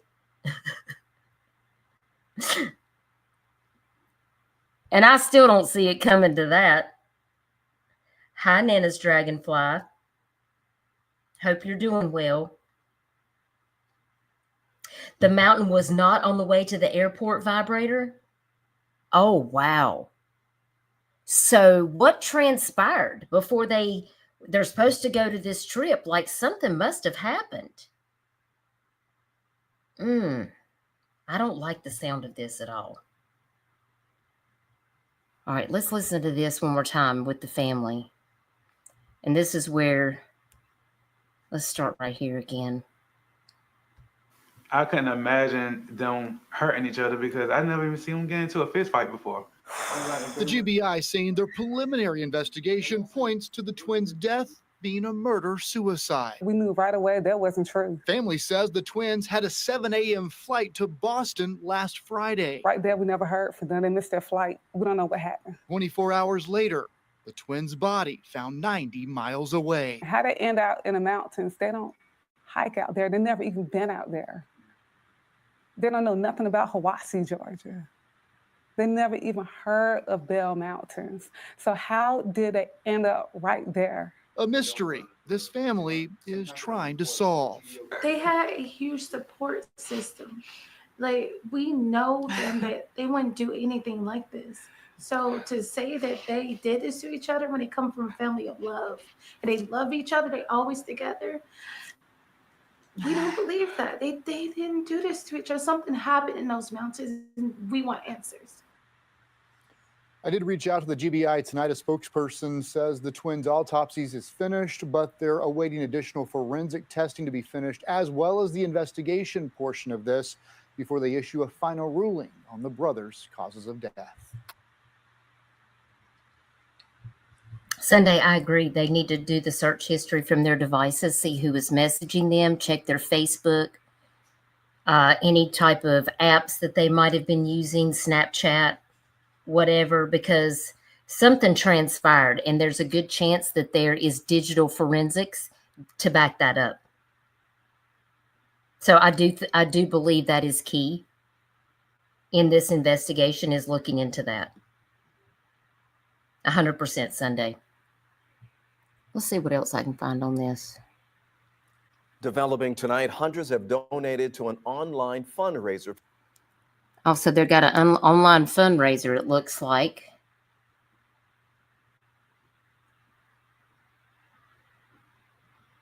This is from 11 Alive News.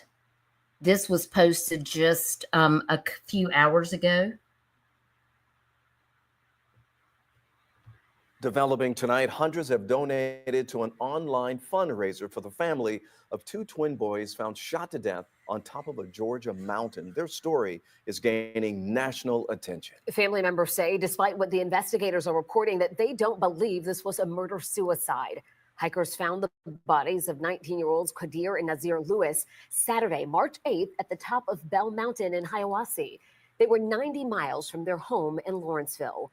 The GBI says their deaths appeared to be a murder-suicide, but their aunt and uncle told our Cody Alcorn that explanation makes no sense. They say the two boys were supposed to be in Boston visiting friends, and they don't believe the twins had ever been to or even heard of Bell Mountain.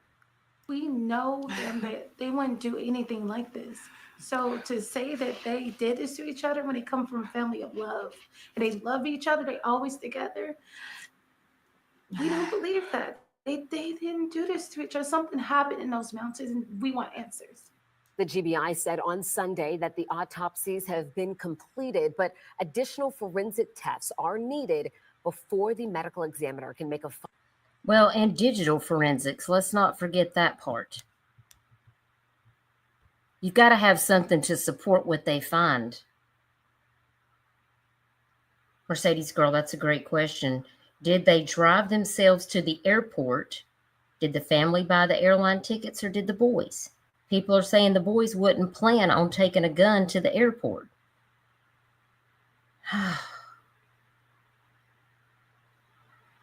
They were flying to Boston catering winch, supposedly.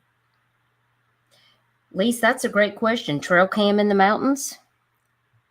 I hope somebody's checking on that, because trail cams can tell us a lot, as we learned in the Amber Ray Johnston case, and we're going to talk about that coming up.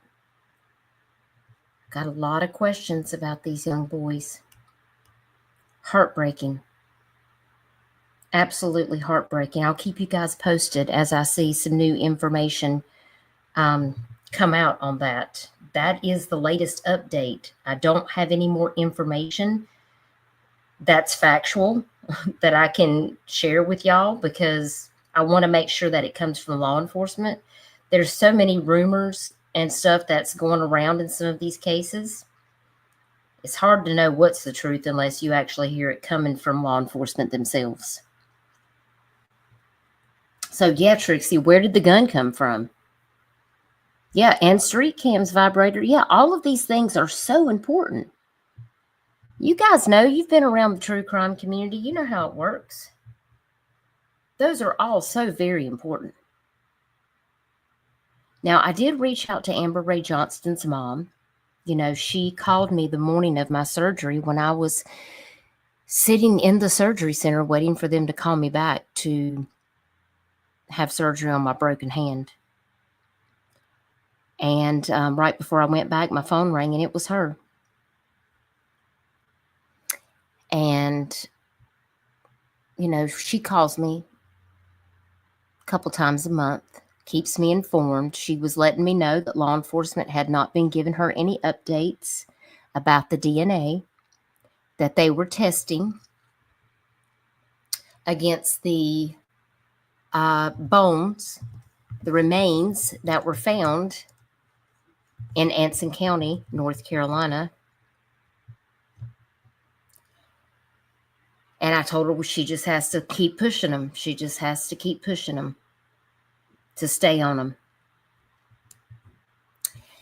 And so when she called me on Thursday morning, I was not expecting her to call to say that the DNA results did come back and that they were a match to Amber Ray Johnston. I know that must have been very difficult for her, but I also know that she has been looking to get closure. And when we both first saw this video footage going around, someone sent it to me. I sent it to her. I told her she needed to contact law enforcement. And of course, soon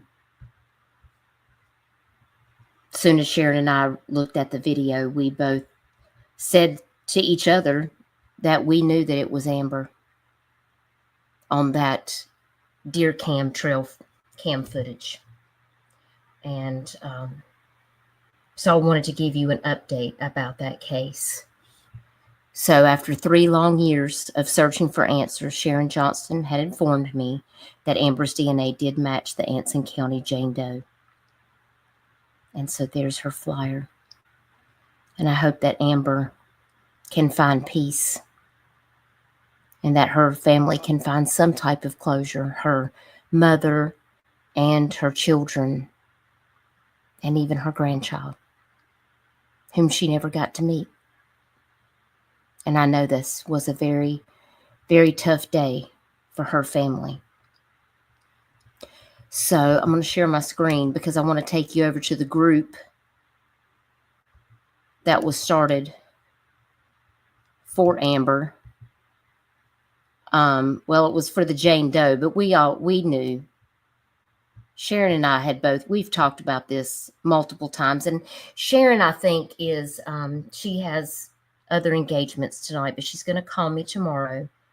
And hopefully she'll come and talk to us about what this means to have answers for her daughter. And of course, this is one of the pictures right here that was seen on deer cam, trail cam footage in Anson County, North Carolina. That is between Charlotte, North Carolina, and where I live in Little River, South Carolina.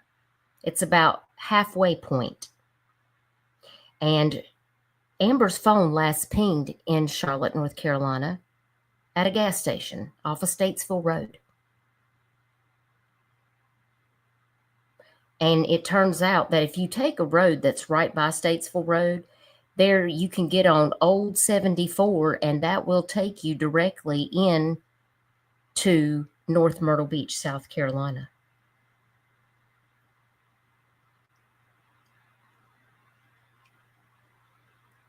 And there just happened to be a guy that had trail cams in the middle of, I mean, there was a lot of acres, 50 plus acres in this area where there was nothing out there. It was just woods for that people would go hunt. In the middle of nothing. This is in the middle of nowhere, not near a town, not near anything. There's a school nearby, but it's basically just a lot of farmland, a lot of woods. And when these pictures were enhanced, it almost looks like she has on some type of leggings, carrying the stick. And when you see the video of this, it almost looks like she's walking with a limp on the very quick couple of seconds footage that there is. What is she doing out there in leggings and a bra? That tells me that something happened. Hi, Sarah Luna. Thank you for being here. How are you?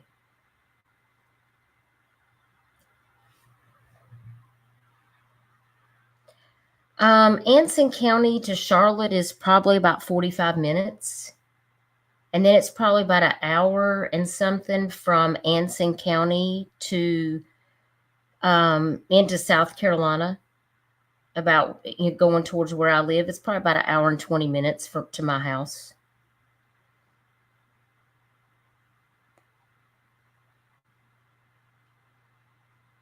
I just feel like something nefarious happened.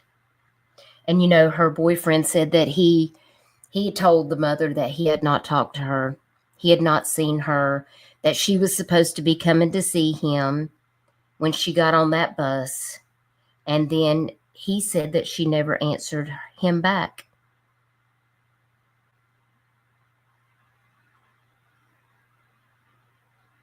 But Sharon and I both weren't convinced that that's exactly how it played out when she left Bullhead City, Arizona, because she was supposed to be going to Pennsylvania to go home to her mom's. She bought a new ticket in Winston-Salem, North Carolina for the Greyhound, but she never got back on the bus. But her phone ended up in Charlotte, North Carolina.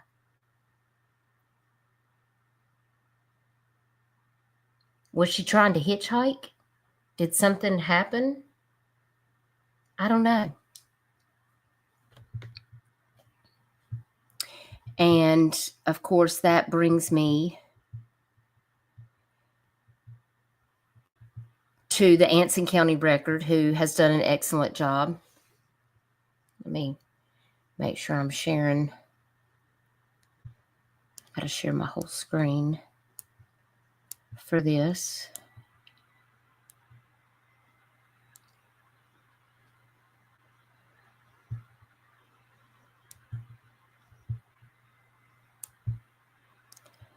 The Anson Record, which is the newspaper for Anson County, North Carolina, actually did a couple of segments about Amber Ray.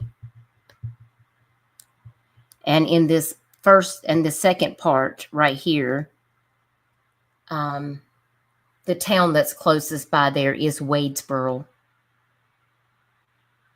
That was the town where she was found. Hey, Jason. And of course, in this article, it says, since the body of Wadesboro's Jane Doe was discovered during a May 22 land survey in a wooded area behind the National Guard Armory in Wadesboro, two main contenders for her identity have emerged. And this was at that time. That was April Michelle Reed, another young woman who was missing under suspicious circumstances, and Amber Ray Johnston. And this Jane Doe was described to be exposed to the elements for approximately 9 months. The skeletal remains are believed to belong to a Caucasian woman around 30 to 40 years of age and roughly 5'3" to 5 feet 11 inches in height. Both Reed and Johnston are within the identified age and height range, and both women were possibly headed to Myrtle Beach, traveling the roads either by hitchhiking, as in Reed's case, or by Greyhound bus, as in Johnston's. However, she wasn't taking a Greyhound bus. I believe she was possibly hitchhiking. Jason, I'm okay. It's hurting a little bit, but I'll get through it. Now, under Anson County Sheriff Scott Howell's NamUs profile, he established a Jane Doe, and there was a new detective that was appointed in the case. And the last seen on still images taken by a private landowner's trail camera, that Jane Doe was pictured in the early morning hours of Sunday, August the 21st of 2021, between 1:30 and 4:33 a.m. These images were not officially released to the public until January of 2024, when they were uploaded to Jane Doe's case file in NamUs. The woman in the images is wearing only a black Secret Treasures 34C bra, what appears to be leggings, and is barefoot. And of course, they did try to use dental records, and that easily ruled out Reed. But due to inconsistent dental visits with Amber Ray Johnston, they could not conclusively rule it out. But she says, I know, but see, Sharon told me, she said, I know that's my daughter. And I'm going to tell you, the first time that I saw it, I literally got the chills. It was like seeing a ghost. I wasn't expecting that. Somebody messaged me and said, I have a video. You have to see this. I think it's something you're going to want to see. And there it was. Hey, Tammy Clips. Good to see you. Hope you're doing well.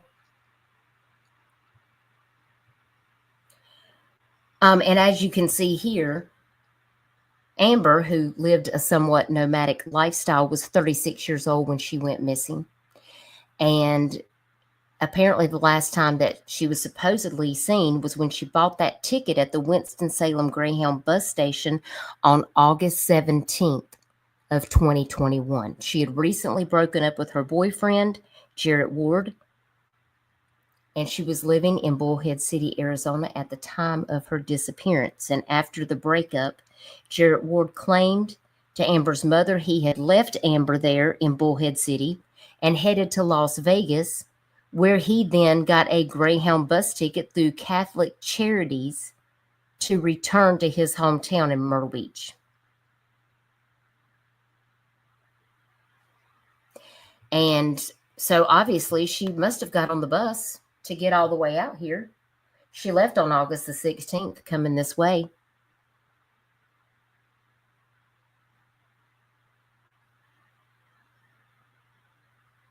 But, you know, Amber did say that she wanted to get away from Jarrett Ward's alleged physical abuse, away from the drugs, and wanted to be back with her family.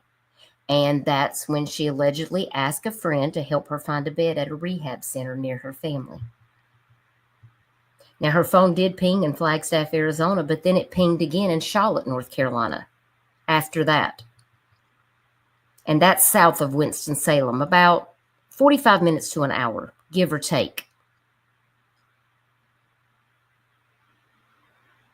Seeing right here, according to Detective Sharp, Amber's cell phone last pinged in Charlotte, and Ward claimed to Sharon that Amber used his SNAP benefit card at the Flying J gas station on August the 19th. Sharp has told Sharon Amber's phone was either discarded or shut off in Charlotte because there were no other pings to be found.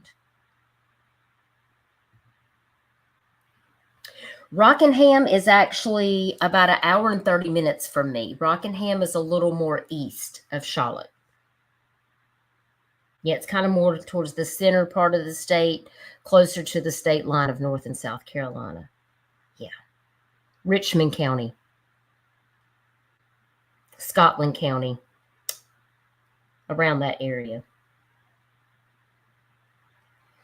And as you guys know, if you remember and have followed the Amber Ray Johnston case, we got notified last September that Jarrett Ward had overdosed on drugs and passed away. And Sharon and I have spent the last 3 years trying to get police to investigate the fact that her bank account was empty of close to $10,000 worth of Social Security money that would have accumulated from the time she went missing until the beginning of 2024. And they had the proof, but they never brought him in.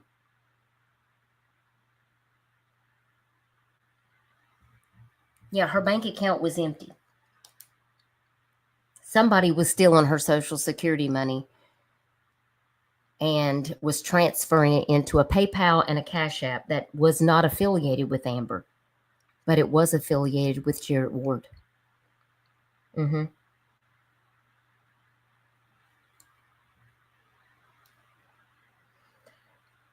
NJ Robin, the lady that was found, the Jane Doe, is Amber Ray Johnston. They're one and the same.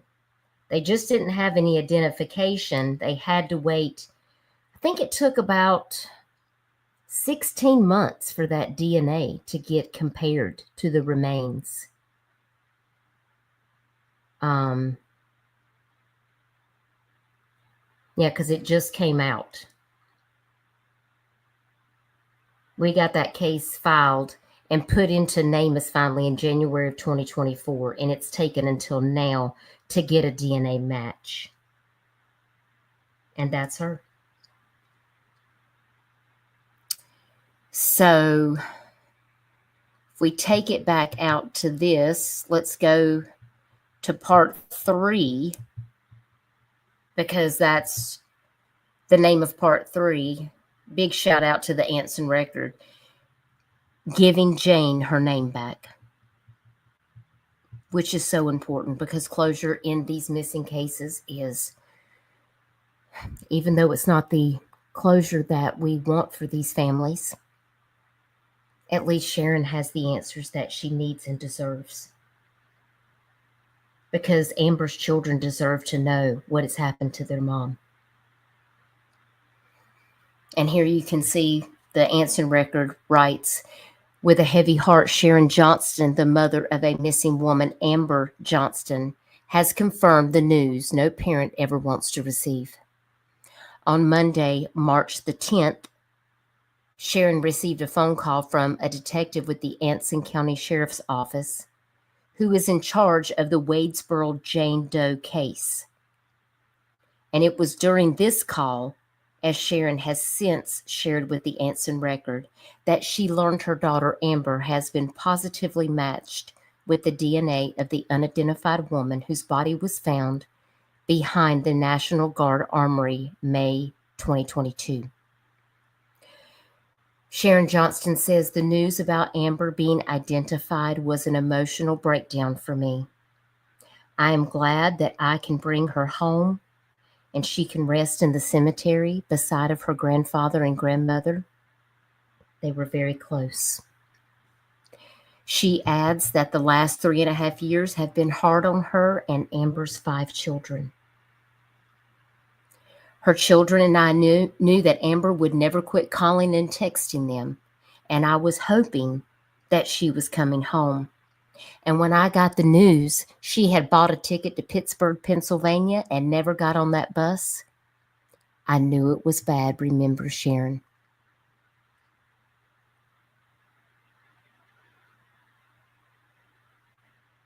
How long between her going missing and his OD? She went missing in August of 2021 and he OD'd last September.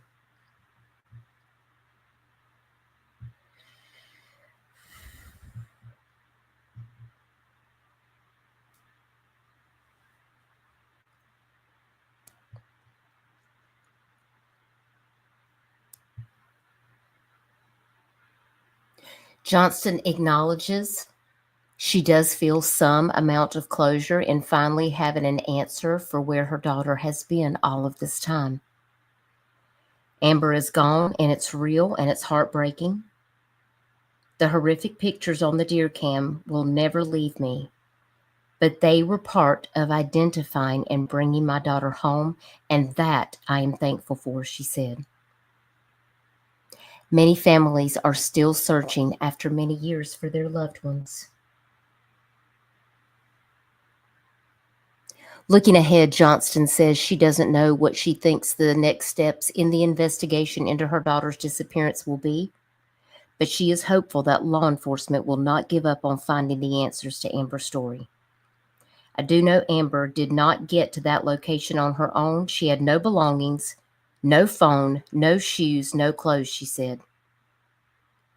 Johnston does have some ideas on the next steps she would like to see law enforcement take now that an identification has been made. The living person that used her SNAP benefits while she was laying to rot in those woods needs to be questioned.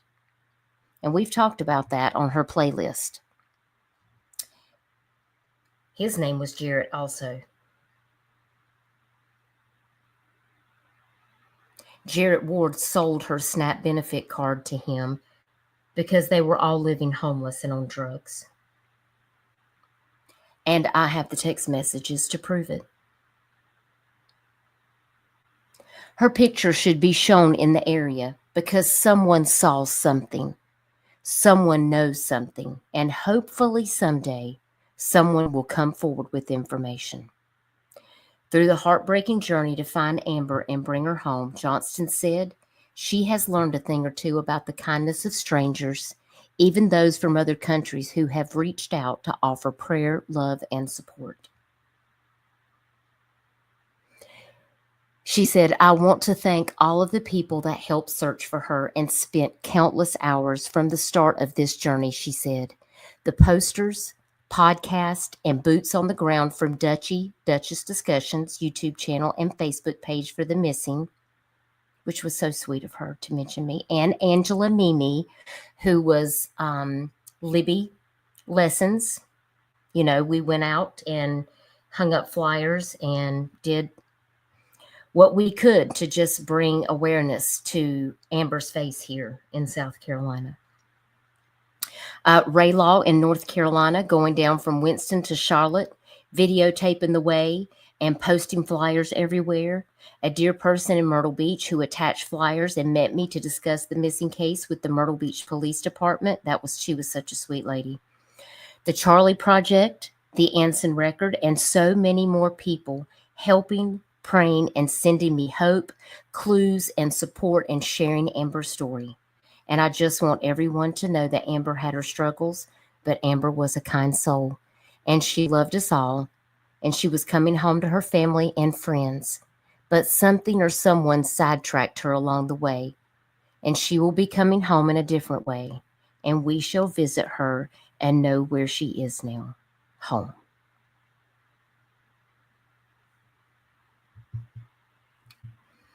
It breaks my heart that it couldn't be different.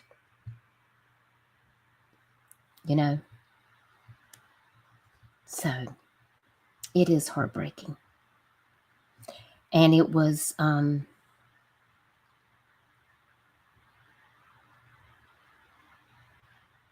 it was my pleasure to go out there and help in any way that I could. I hung flyers out in front of Jarrett Ward's mom's house every single week for months, and they would tear them down and I'd put them back up. Well, Vibrator, the thing is we were trying to get law enforcement to get those video cams, and law enforcement didn't want to do anything. And by the time they tried to get the video camera footage, they had already been erased. Yeah, she is a sweet woman. Sharon is she is a good soul. She really is. And I just hate this for Amber and her children. No, Sunday. Not in my opinion. Everything that law enforcement agencies did was because Sharon and I was calling them, blowing their phone up, giving them all the leads. Like, we basically gave them all the leads that we could. Thank you, Jason. Yeah, she was coming home to get clean. She sure was. But something happened. Something happened. And there's somebody's going to still needs to answer for that, because she didn't wind up there by herself. And that's what's really important in cases like this. And, you know, this is a case, this was the very first case that I ever had a family on my channel to discuss this case, because she wasn't getting the attention that she needed and deserved. And it's not the closure that we were looking for, but it is closure for her mother and the family. It'll never make it okay, because her life mattered. And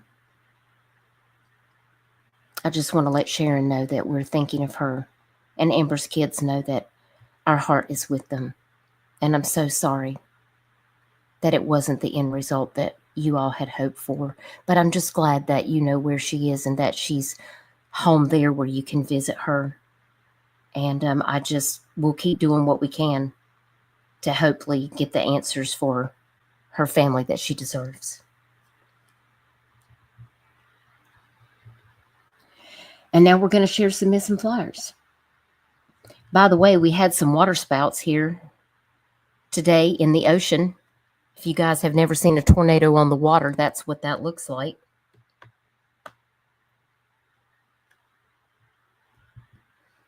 There's another one that's just up the coast from me, about 20 miles.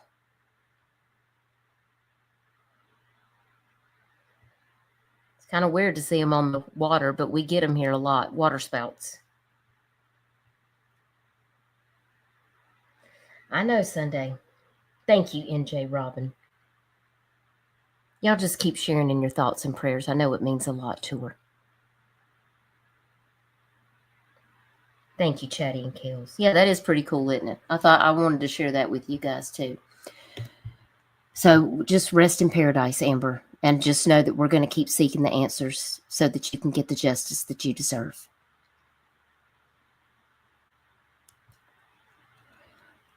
Now, there's another sad update that I have to bring you guys, and that is about the kayak that was found floating in Lake Marion, Santee Lake. That's all one area in Orangeburg County, South Carolina.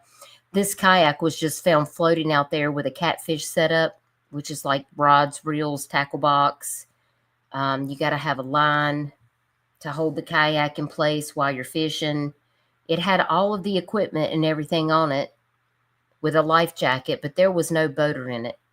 So they wondered if somebody had went overboard. So I saw the Broken Link Foundation had actually shared this out. And I did find out, according to law enforcement, that the kayak boater was actually found in the water, deceased. So I wanted to let you guys know about that update.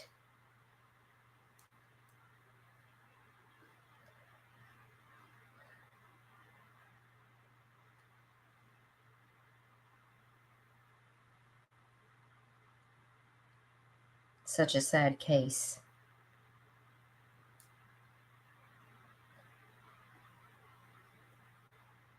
It looks like they recovered the body on Sunday.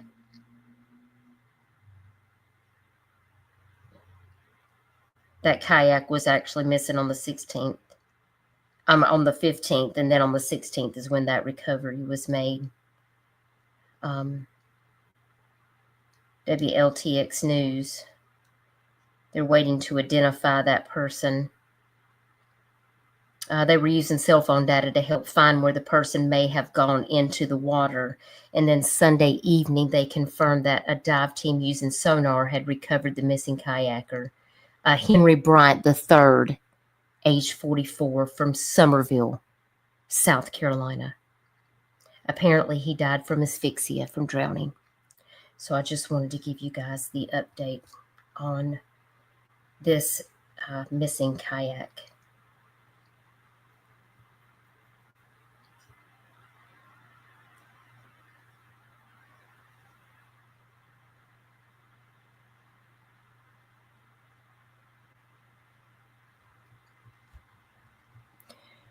We also have Christian Jenkins that is still missing from Kill Devil Hills, North Carolina, which is, y'all, that's on the Outer Banks. That is like way, way, way east.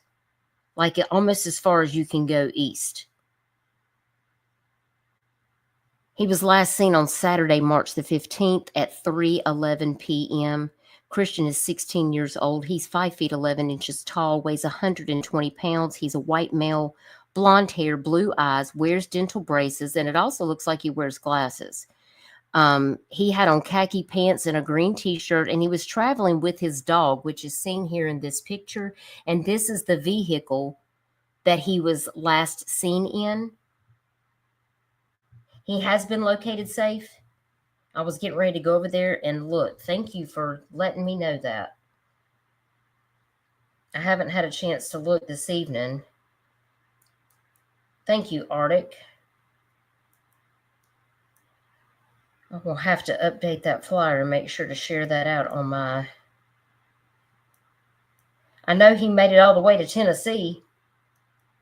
And I was thinking, that is a really long drive.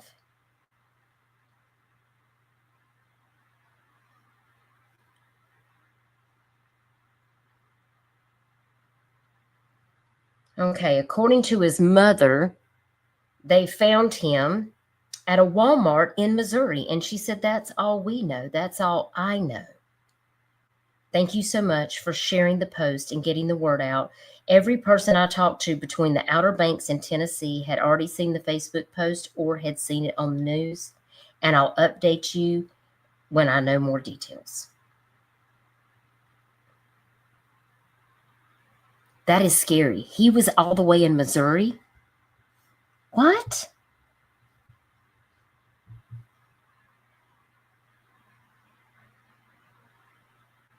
I mean, that's crazy. I just don't know about that. I wonder what happened. Do you think he was riding away from something? Very interesting. That's a long way for a 16-year-old to drive from the east coast of Kill Devil Hills all the way into Missouri.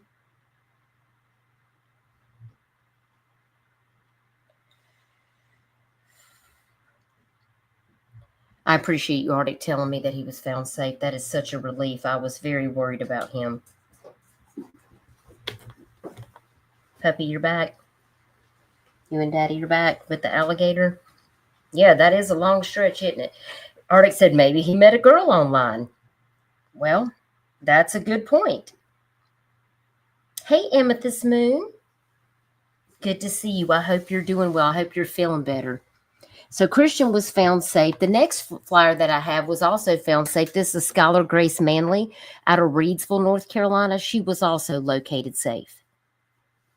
So that's another great update. I love it when we have great updates. It's like a relief.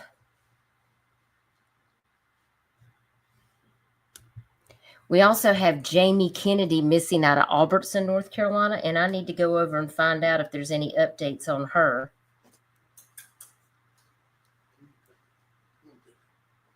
Daddy's calling you, puppy. Come on. You did? Yeah. I heard you went on a WALK. Don't say it out loud because then she'll get triggered. Come on. Come on. Daddy's being sweet. He's babysitting for me.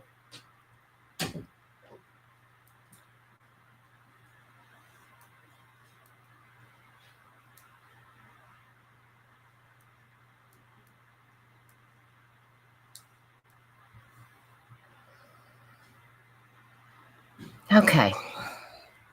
Looks like she's still actively missing. Jamie Brooke Kennedy was last seen on March the 2nd of 2025 on Maxwell Mill Road. She is described as having brown hair and green eyes. Missing, Jamie Kennedy, Albertson, North Carolina, age 34. She is 5 feet 6 inches tall, weighs 160 pounds. If you have any information, please contact the Duplin County Sheriff's Department at 910-296-2150. Please share this flyer out if you see it to help find missing Jamie Brooke Kennedy from Duplin County, North Carolina.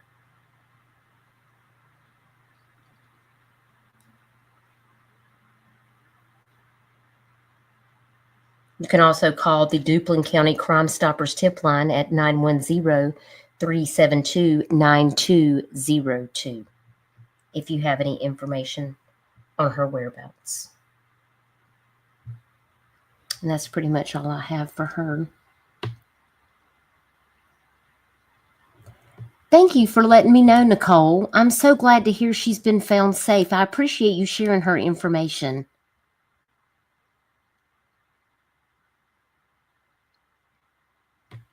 I have not, NJ Robin. You'll have to send it to me on my email. Maybe Michelle can give me an update. She can let me know. There's been so many cases lately. And this is Abrielle Gammon. She's missing from the Lexington County area of South Carolina. I appreciate the Aware Foundation for making this missing flyer.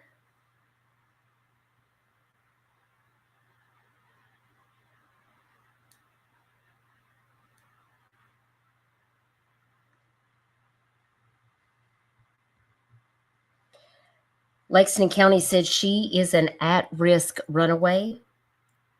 She is 16 years old. Abrielle Gammon left home in Swansea, South Carolina on March the 9th. She is from California and she might be trying to get back to California. She has limited financial resources, no phone, and no known connections in South Carolina. Abrielle was last seen wearing a white t-shirt, black and gray jeans, gray slippers, and possibly a blonde or black wig. If you see her, please call 911. Deputies also included a picture of a tattoo on her arm, which includes several butterflies and rolls of $100 bills. I feel like that's pretty distinct. If you guys see this flyer, make sure you share this out. Yes, it's just on the other side. It sure is. Just on the other side of Columbia. Swansea. I say Swansea. All right, let me get over here to this next one. Let me see what we got. Oh yeah, we've got this missing persons flyer on Natisha Tasha Desnami, and she was last seen December the 31st of 2024 near Higgins Avenue and Argyle Street in Winnipeg, Manitoba. That is in Canada. She has a heavy build. She's 29 years old. She's 5 feet 5 inches tall. If you could please share this out. Morgan's Warriors actually made this flyer. If you have any information, you can contact Morgan's Warriors at the number on this flyer or the Winnipeg Police Department at 204-986-6250.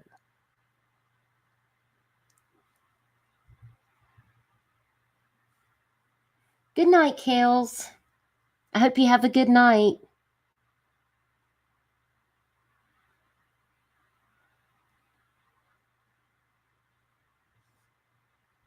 Don't make me come down there in that chat.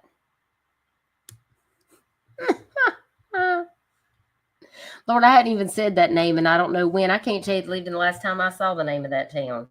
I don't get much information out from there.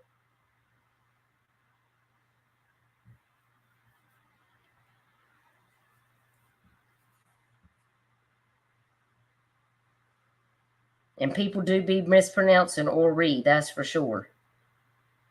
There's no doubt about that. They will mess that up every way to Sunday.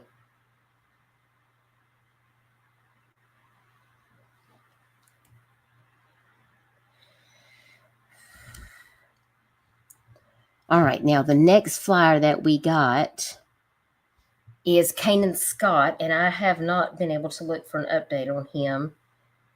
So let me go over here and check to see if we have any new updates on him. Looks like he is still missing from the Robeson County Sheriff's Office in North Carolina. He is a missing runaway teenager. Robeson County Sheriff's Office is seeking the public's assistance locating a missing person. On Wednesday, March the 12th of 2025, Kanan Scott, age 15, was reported missing. He's 5 feet 9 inches tall, weighs 130 pounds. He has green eyes and brown hair that's long and curly.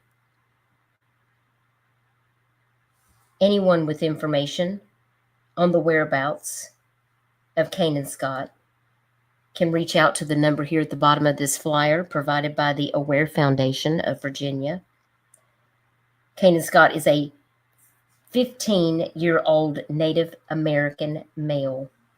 Again, brown hair, green eyes, last seen in a black jacket and pants with black shoes. Last seen on Danielle Drive in Pembroke, North Carolina. That's Robeson County. If you see this flyer, please do share it out to help bring Kanan Scott home safely. Ro, you are smart. Somebody's got to keep me in line. Somebody's got to do it, and there's no better person than you, Ro. Vibrator, I have not seen any updates on Harmony Smith, but let me go just double check again today.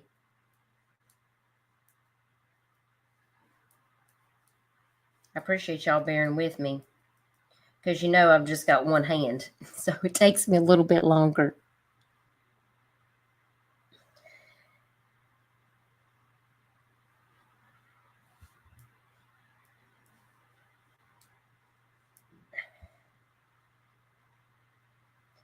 Harmony Smith, still missing. Still actively missing. I don't see any other updates. I did see that WKYT, Victor Puente, he posted that while the Casey County Sheriff's Office is still looking for Harmony Smith, they put out a new update saying anyone caught withholding information or harboring a missing juvenile will be charged or arrested. Possible charges include kidnapping, unlawful transaction with a minor, or hindering an investigation. And that's the last update that I've seen about her. But I guarantee you someone knows something, so speak up. Question your teenagers about it. Let them know that they won't be in trouble for helping to find her. If you see something, say something. Ask your kids. Because there might be a chance that somebody knows something, but they might be too scared to come forward. And it might be some of her own peers. So if you're a parent and you have kids that are in that area, talk to your kids and ask them if they know anything. Because you'd be doing the right thing by coming forward and telling what they know, because it could save that girl's life if something nefarious happened to her. You just never know, right? Can't take a chance.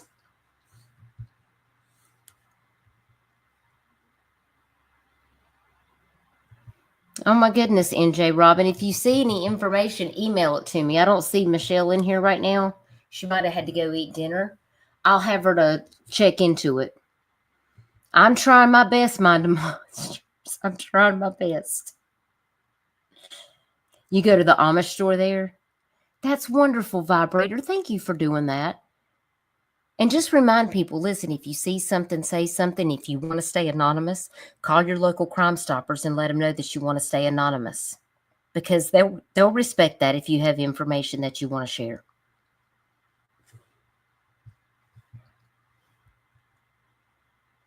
All right, next we have Henry DuBose.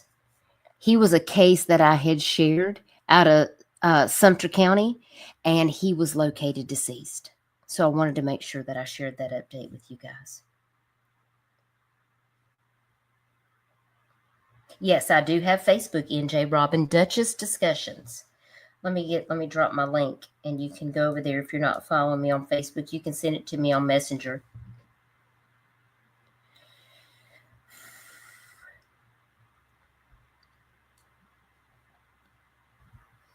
I don't know Winston Beasley from Dorchester, South Carolina.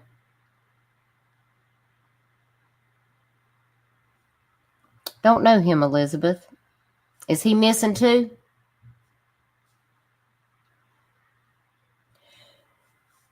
Let me see if there's any updates on Essence.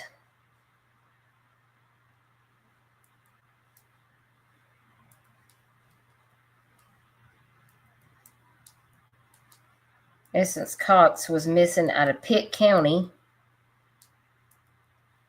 North Carolina. That's near Greenville, where East Carolina University is.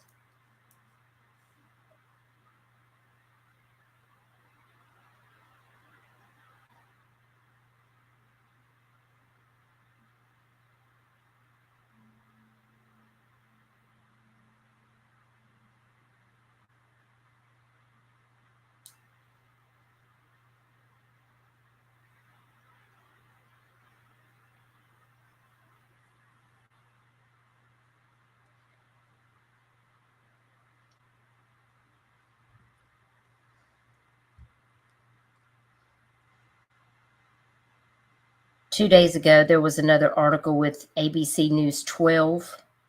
Local authorities seek help in locating runaway 15-year-old Essence Cox in Pitt County, North Carolina.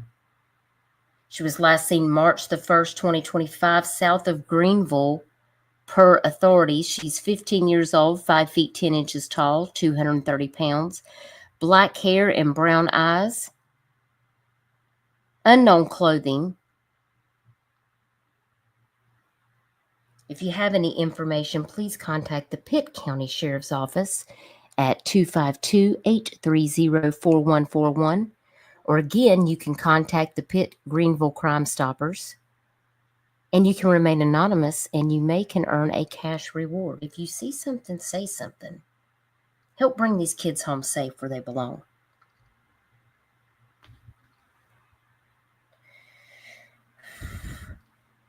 Okay, NJ Robin, I'll look for it.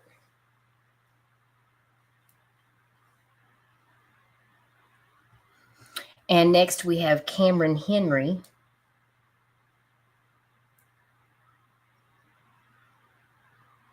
Cameron Henry was missing out of Shreveport, Louisiana. Someone asked me to make this flyer for her.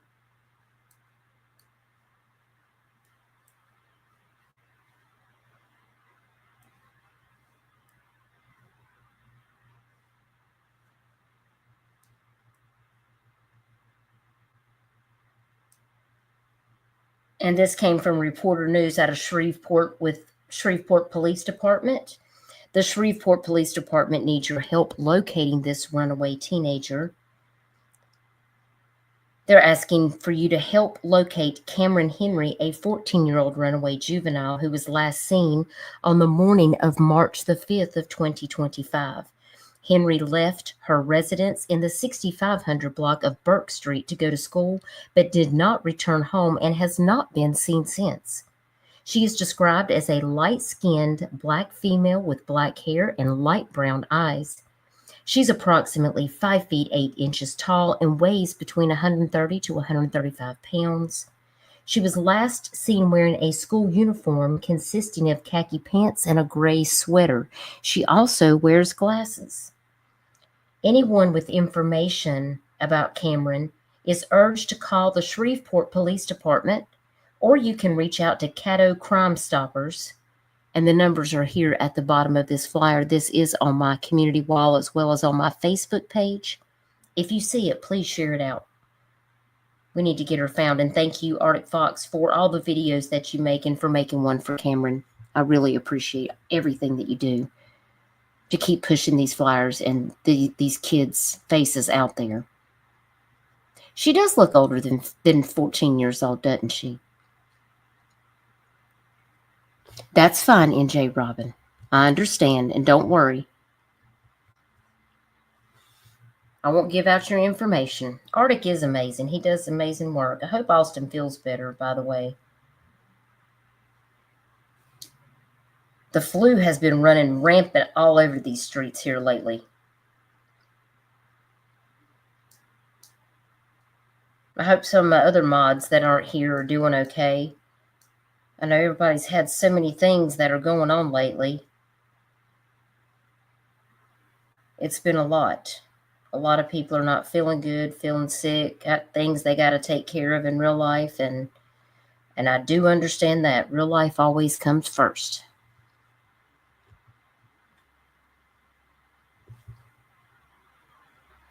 Now, this was another interesting case that somebody asked me to talk on, and I thought about having a separate live stream on it, but this is something that's happening just north of me in Brunswick County, North Carolina. That's right over the North Carolina-South Carolina state line.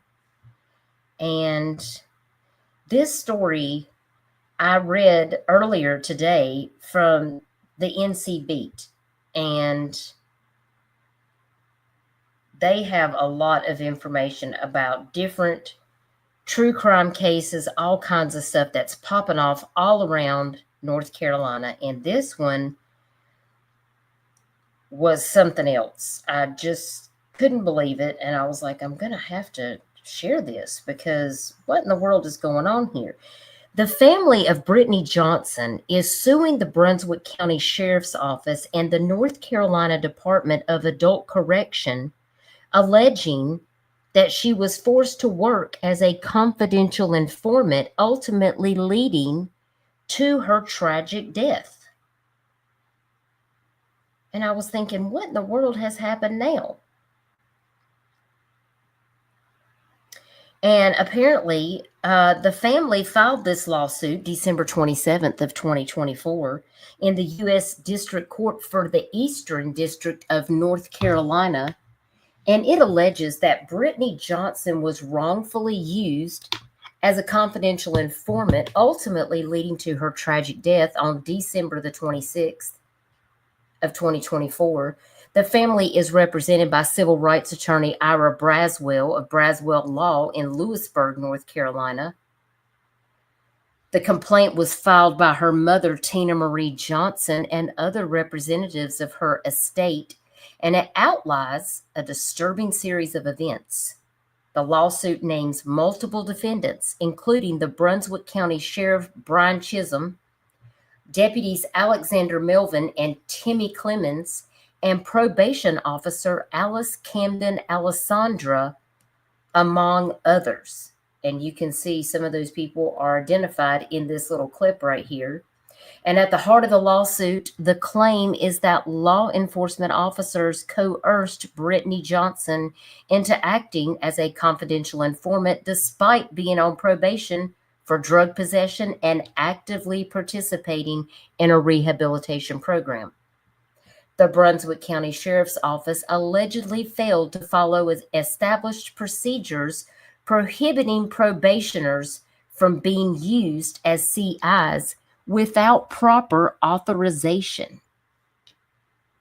Deputies that were assigned to the Brunswick County Drug Enforcement Unit inserted Britney Johnson into an active narcotics investigation involving dangerous drug traffickers, according to the lawsuit. This, the plaintiffs argue, led to her exposure as a CI and ultimately her death from methamphetamine toxicity, which occurred under suspicious circumstances. Now, this fatal setup has alleged law enforcement misconduct of recklessly endangering Britney's life by installing a surveillance program in her vehicle's informant unit that openly displayed Brunswick County Surveillance Unit. According to the complaint, this made it inevitable that drug dealers would discover her cooperation with authorities. William Collins Jr. and Spencer Chapman, two alleged drug traffickers who are mentioned in this lawsuit, reportedly became aware of Britney's role as a confidential informant. The lawsuit claims that despite this knowledge, the Brunswick County Sheriff's Office officers failed to take any measures to protect this young girl. Adding to the allegations, the complaint states that Collins, while under active GPS monitoring by the probation officer Alice Alessandra, continued to sell drugs and violate his parole without repercussions. Just days before Britney's death, Collins was allegedly observed engaging in drug transactions during controlled buys supervised by the DEU, and yet he was not arrested. On the night of December 26th, Britney Johnson was reportedly injected with a lethal dose of methamphetamine known as a hot shot, and the plaintiffs claimed this fatal dose was linked to drugs obtained through the Brunswick County Sheriff's Office funded transactions. Y'all. One of the most damning allegations I saw in this lawsuit alleges that Brunswick County Sheriff's Office detective, particularly Timmy Clemens, right here with the beard, refused to properly investigate Britney Johnson's death. Despite the suspicious circumstances surrounding her passing, the lawsuit claims that officials hastily classified her death as an accidental overdose without thorough investigation.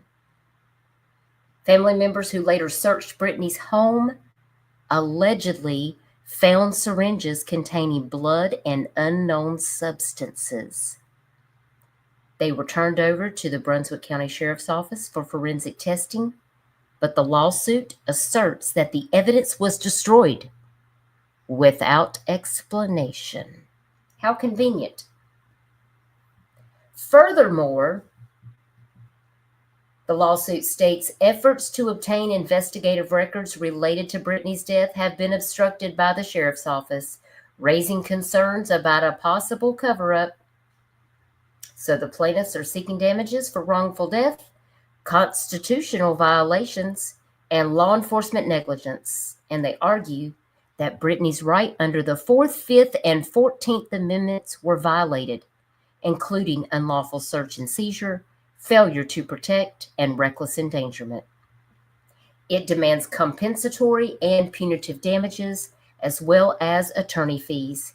And additionally, it calls for accountability in law enforcement practices regarding the use of confidential informants, particularly individuals who are vulnerable due to probationary status or substance abuse history.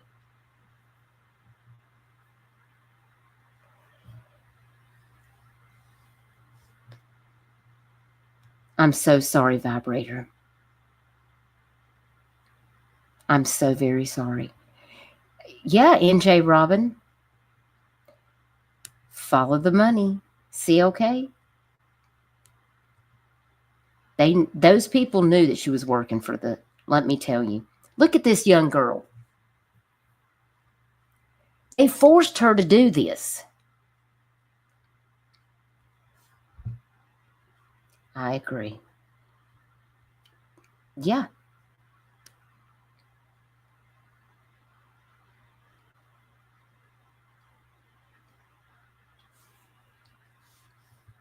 So I wanted to make sure to share that with you because Brunswick County is less than 5 miles from where I live.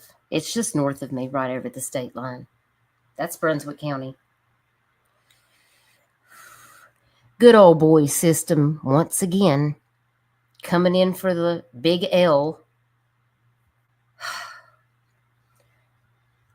I don't know. I feel like I need to take a breather after all that. It's been a heavy live stream. I've had a lot of information I've had to. We got to lighten it up some. I need to take a breath because I just cannot. Hang on one second. I'm gonna have to go grab something to drink real quick, and then I've got a couple of things. We'll lighten the mood for a minute.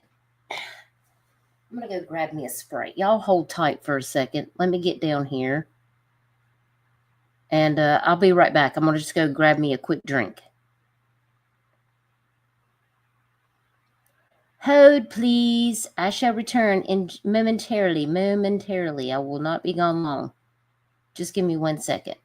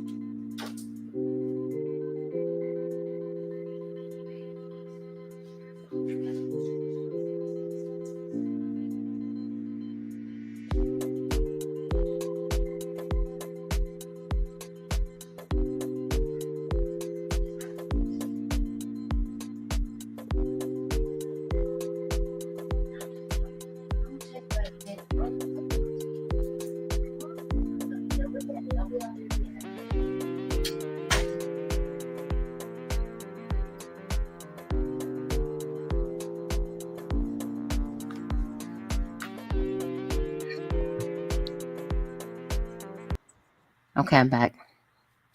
I was just telling hubby about the Brunswick County case. And he was like, dude, what? I said, yeah, it's crazy. Has anyone made up lyrics to this tune yet? I know, we need somebody to do it, right? It was my only go-to for the moment. Somebody needs to do it. Somebody needs to do it. I'm going to have to get another ice pack for my hand because it is acting up right now. So I promised that I was going to lighten the mood a little bit because, I mean, these cases are just so heavy. I will tell Duke that you said hi. I tell him every time, like, Vibrator always says hi, and he always laughs. He was like, Vibrator. He was like, that cracks me up. It is Coca-Cola, just for all y'all people that need to know. Let me just let everybody know it is Coca-Cola. Okay. Yeah. See my big arm? That's the status. That's the status of the night. Is my big arm cast. He does. He loves it.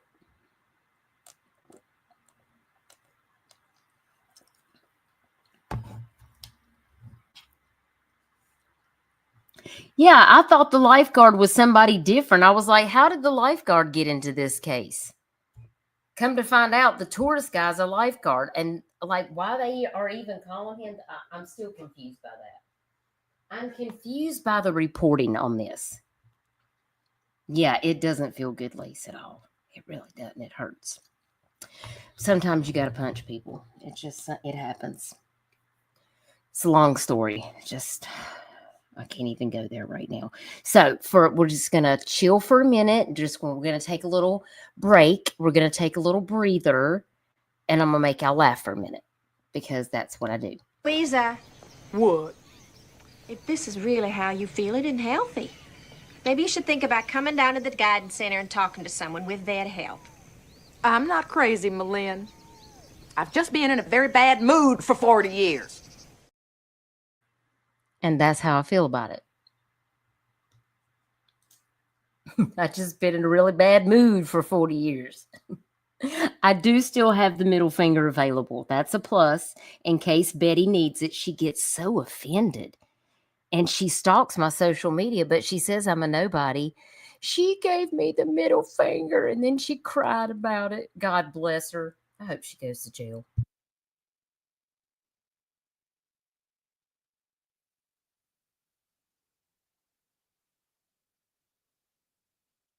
Okay, so I got another one for you. Hang on. Let me see what this one is. Hang on. You look terrific. You've hardly changed at all. I'm not as sweet as I used to be.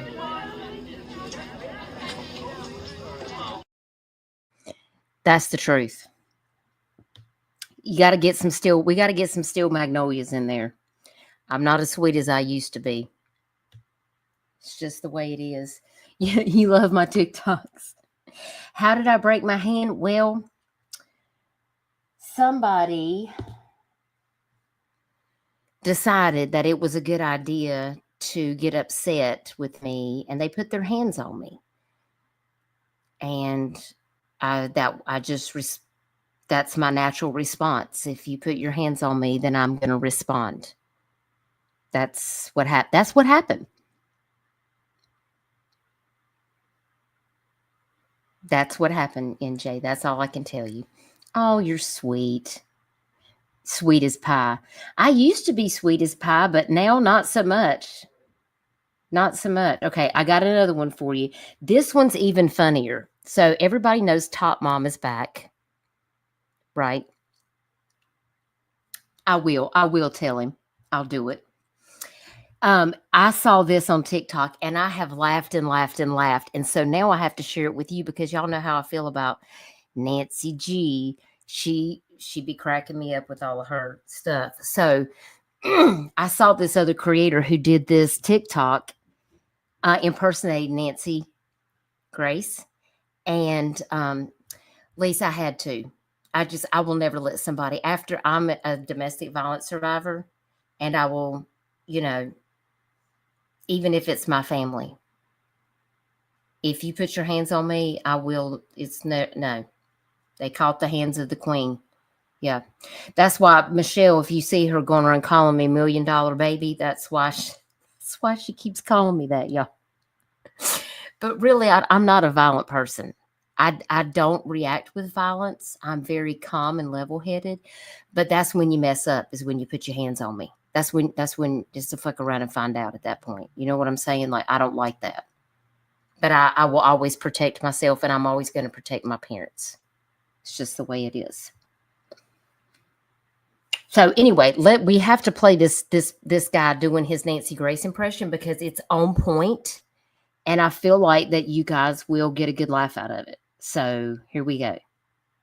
Now, When I walked through the doors of the news station this morning, I was ambushed by a putrid, rancid, nauseating smell that devastated the inside of my nasal cavity. A smell of such capacity has not infiltrated my nostrils since the year of 2008 when Tot Mom Casey Anthony first hit the scene. Merely the utterance of her name is sufficient to emanate an abominable odor so poisonous it has the capacity to corrupt the aromatic bouquet of freshly baked bread, transforming it into a pungent stench of digestive malady. Tot Mom Casey Anthony comes to the internet sphere claiming to be a legal advocate. Legal advocates, Tot Mom Casey Anthony, support individuals through legal process by providing information. This Tot Mom could not provide information to get herself out of a wet paper bag. Keith,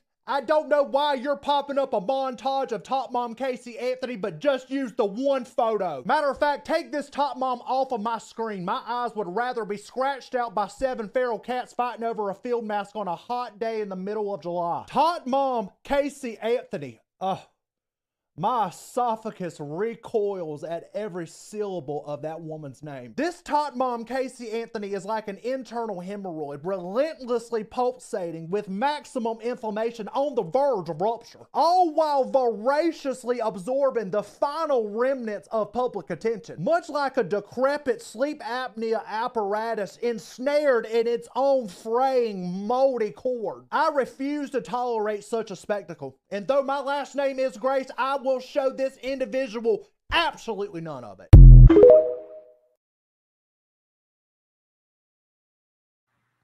Thank you, Amethyst, for saying that. I appreciate it.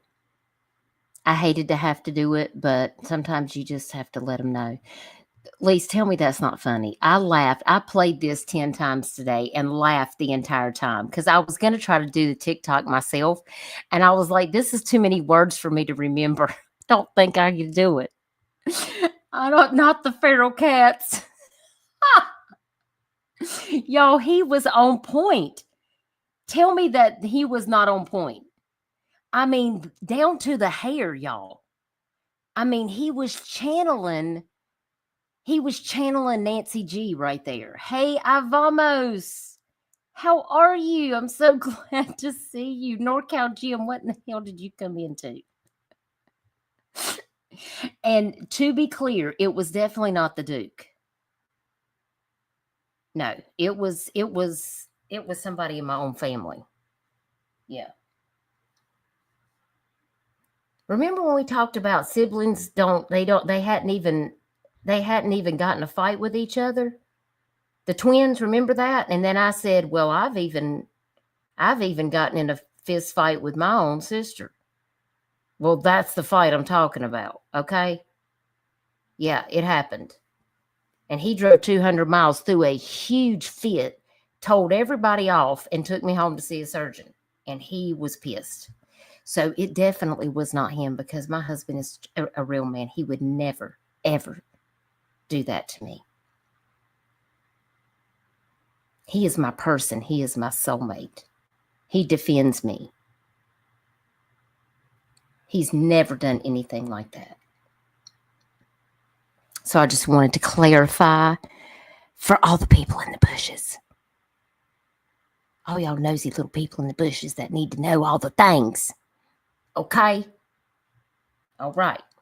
Now that we've clarified the clarification. Yes, he did sound like everything Nancy G would say, like he was totally in it.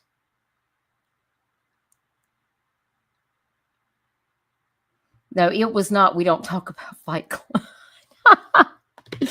It really wasn't like that. It was just one of those unexpected moments when somebody tries to get the best of you. It's not going to happen. He is my man.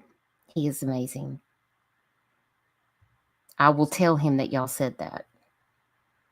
Because I promise you, he always stands up for what's right. And he knew. I love him so much. I love him so much.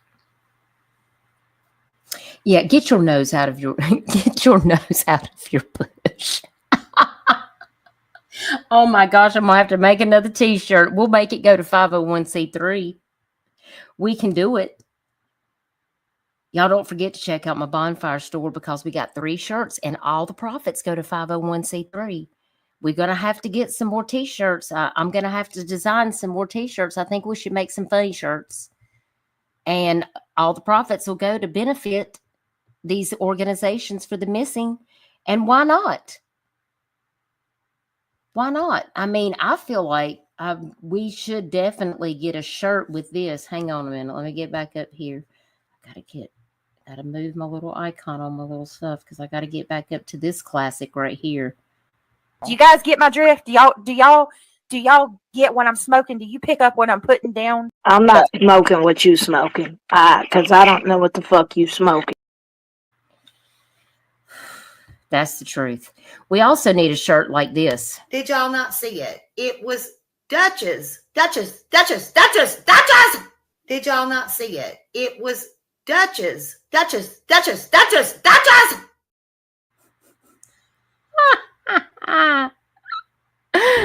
Frankly, my dear, I don't give a damn.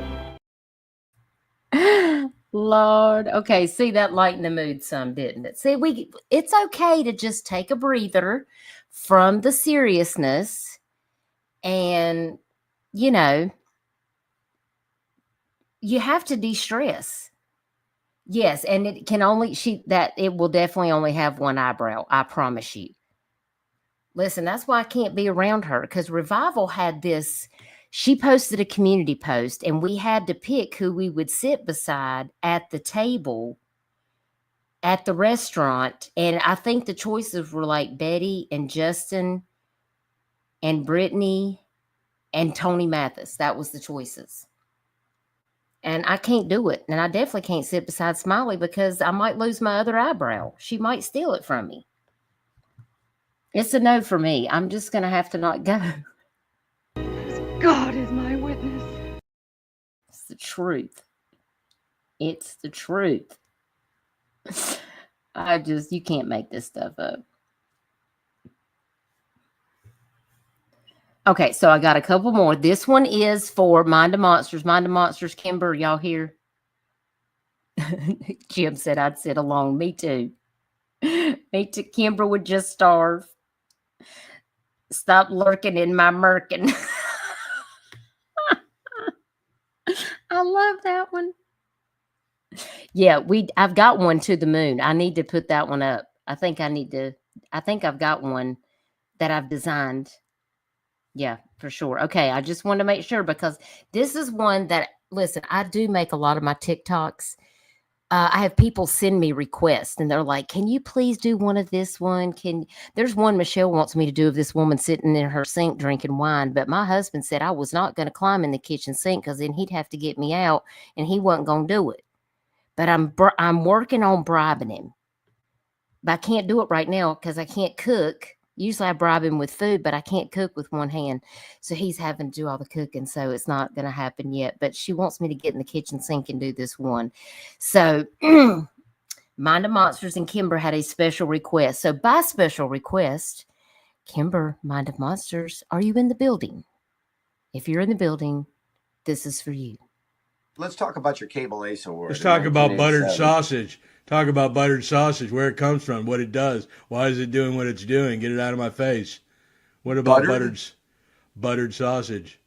That's not your jam. It's not your thing. You don't like it? It's not my jam. I don't buy jam. I buy honey, and I kiss it on the lips. It's the eyebrow at the end. Do you see how I flex that eyebrow? That was for Smiley.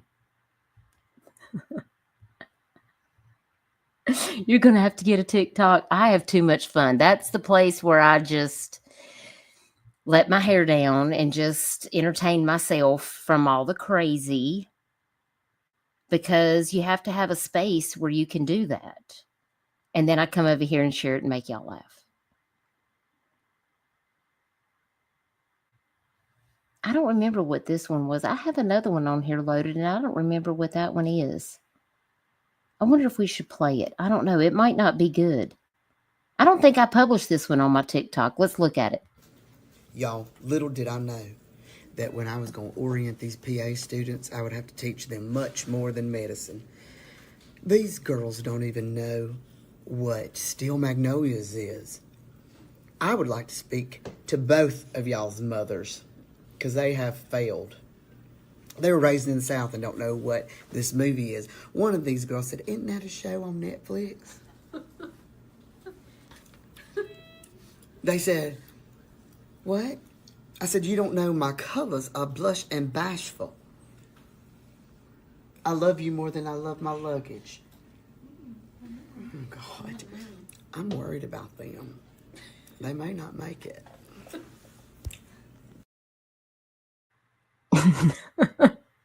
I forgot about that one. I don't even think I have uploaded that. Yep, that's me. That's me, Lise.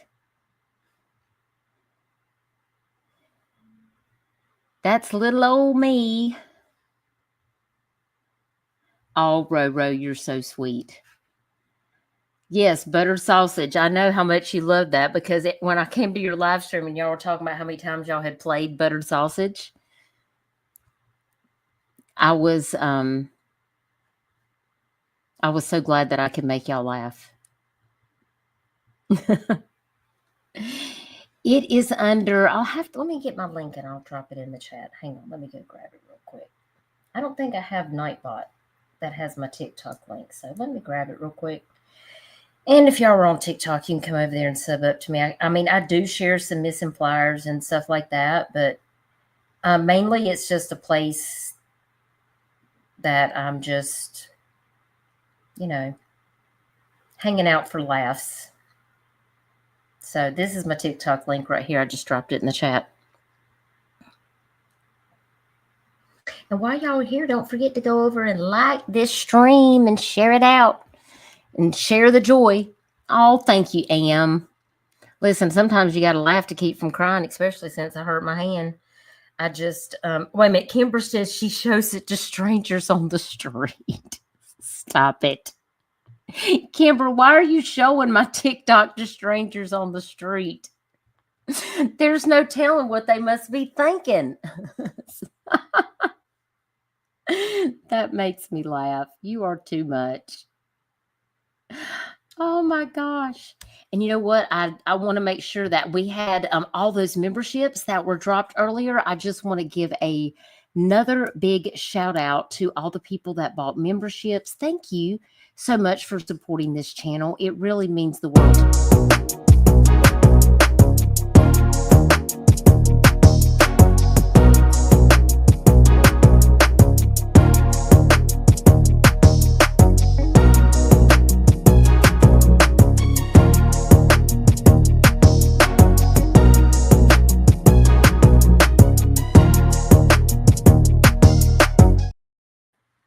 So I wanted to thank y'all again for that. Now I've got just a couple more case updates and I'm going to let y'all get on out of here. This is another Native American that was missing out of Robeson County. And this is Rosemary Blue, not to be confused with Rosemary Bly out of Summer Wells case. Because I did have somebody ask me about that. And I said, yeah, I know it's pretty similar in name. Because what are the coincidences that that was pretty close? But of course, Rosemary Bly was not Native American, and she was located safe. I found out earlier today. So I wanted to make sure you guys did know about that.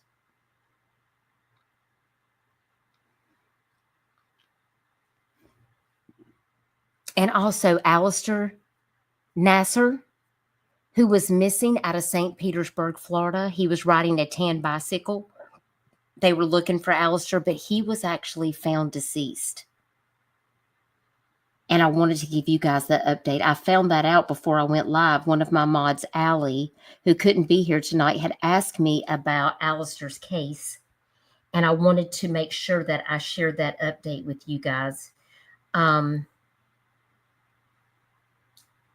It looks like that the Wheaton Island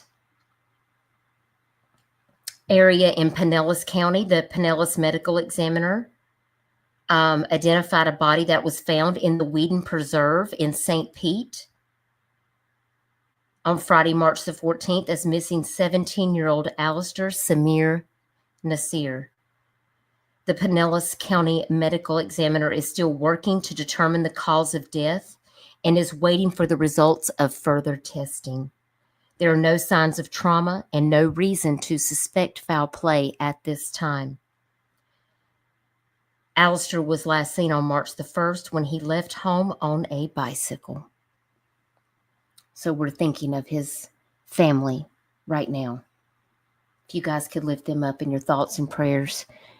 I really hate that. I was hoping that he would be brought home safe. And that's very unfortunate. I hope that there was not anything nefarious about what happened. Yes, that is correct, NorCal Jim. They updated this case earlier, right before I went live, actually. I had just saw the update on his case. Yeah. That's why I said we needed to take a break, because sometimes you have to take the breaks to get in to digest.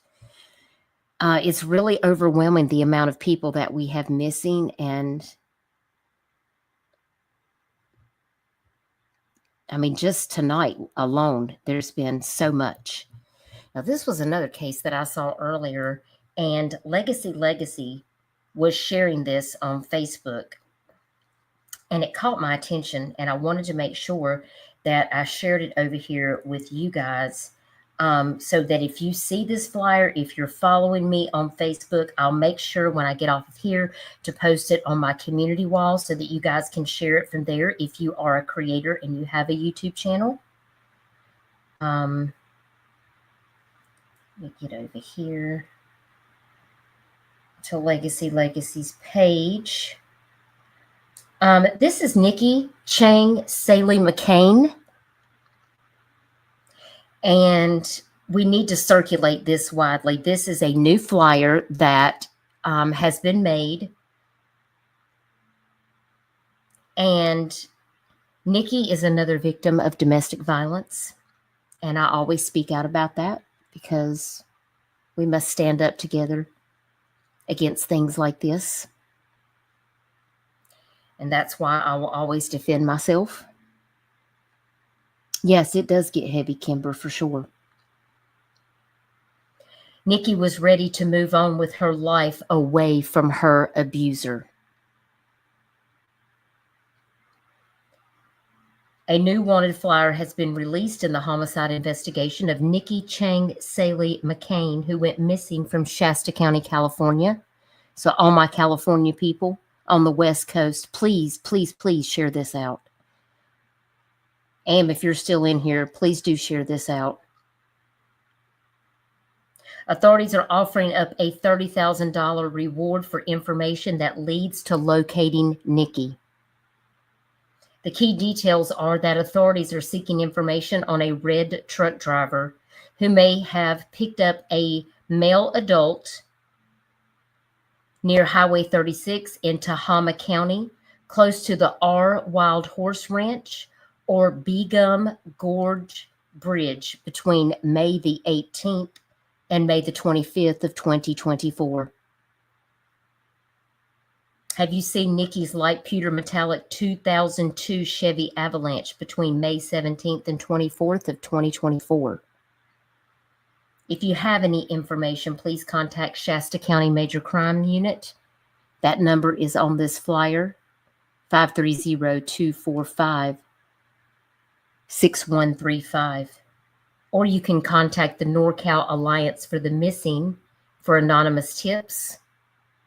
That number is also included on this flyer. So NorCal Jim, if you're in here, if you can share this flyer, I'll put it on my community wall if you're not on Facebook.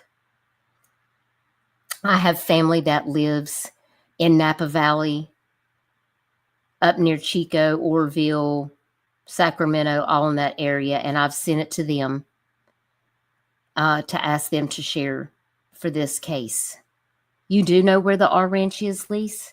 If you could please share this out. Anybody that's on the West Coast out there, it would be great if you could help get the word out for Nikki and her family. Again, there is a $30,000 reward for information that leads to locating Nikki. They are seeking justice and answers.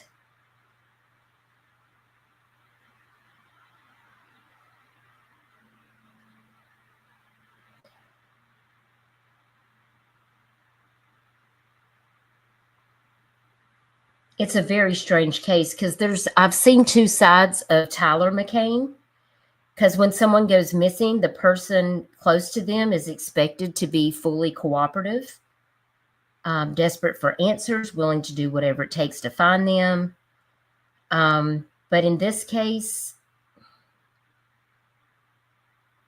and of course, Legacy points out that the Tyler at the press conference, standing in front of cameras, microphone in hand, he appears composed, sober seemingly, offering support.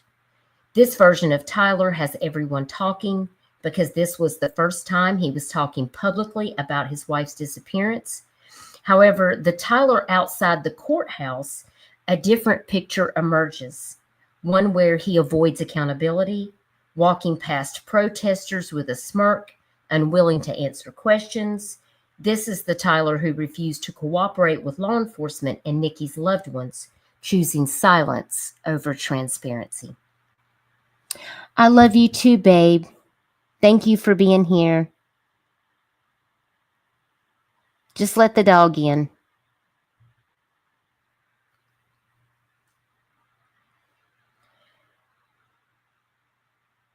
So, Legacy's asking which one is the real Tyler. And that's why her family believes that this is a domestic violence situation. So,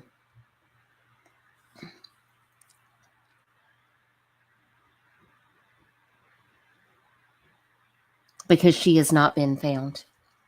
Good night, babe. You can let the dog in if you need to, or she can go upstairs. Thank you, babe. I appreciate you, hun. That poster's confusing to you? You live in Sonoma County? Oh, wow. I appreciate anybody that can share this out. I have family that lives out in California, and someone had asked me if I had heard about this case, and I went looking in search of some information, and I saw Legacy was covering this case and making flyers and sharing information. So I just wanted to make sure that I shared out this information for my people that live out there in California. And I hope that Nikki is found as soon as possible and that her family can get the answers and justice that's needed in this case. It is the most dangerous time when you leave your abuser. Absolutely.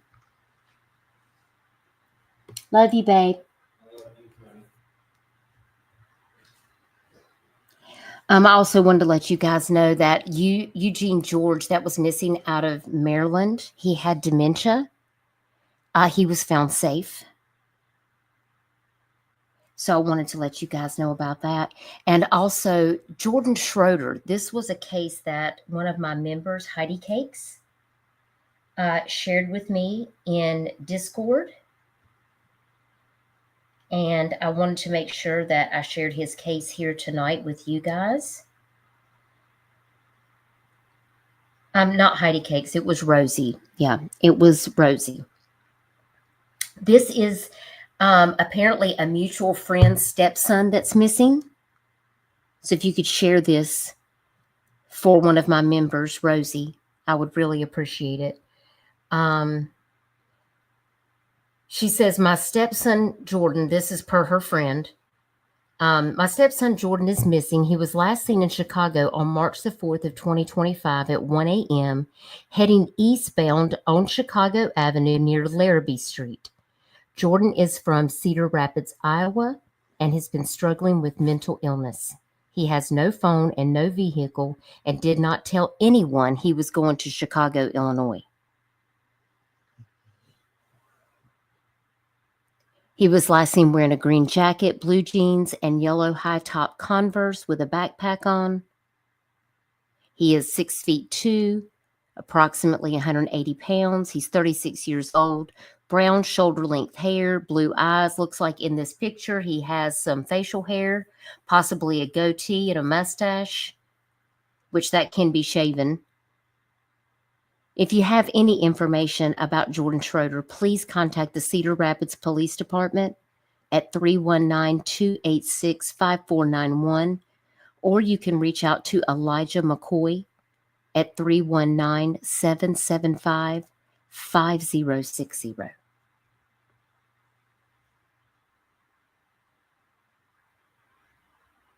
So I'm going to share some of these on my my community wall later this evening, and those that I don't get, I'll try to get on there tomorrow. Center's in that area. He's yeah, he tells everybody. Well, if he sees it on there and he wants to share it, he can, but I'm not asking him to do it. And that's all I have for you guys tonight. I've kept you here. I had a lot of other updates about cases that we've covered over the last couple of weeks that I needed to share with you guys, and that took a little longer than usual, so I don't have as many missing flyers as I usually do. Hey, Jody. So I just wanted to kind of, you know, share those updates with you. And because that was a lot. There's a lot going on out here. And I see so many people that are missing. But I do appreciate each and every one of you for being here, for supporting this channel, which is facts-based driven. You know, we sometimes share our opinions, but will they help solve the case? Are we investigators or detectives or law enforcement? No. We're just here to share awareness, to help bring these missing people to light, to share the facts, to share their faces, because there's so many people that are missing. We could be live for hours and not cover every missing person whose face needs to be seen. And as soon as my arm gets to feeling better, I'm going to try to do this 2 times a week. I'm going to try to do this on Mondays and maybe possibly on Thursdays.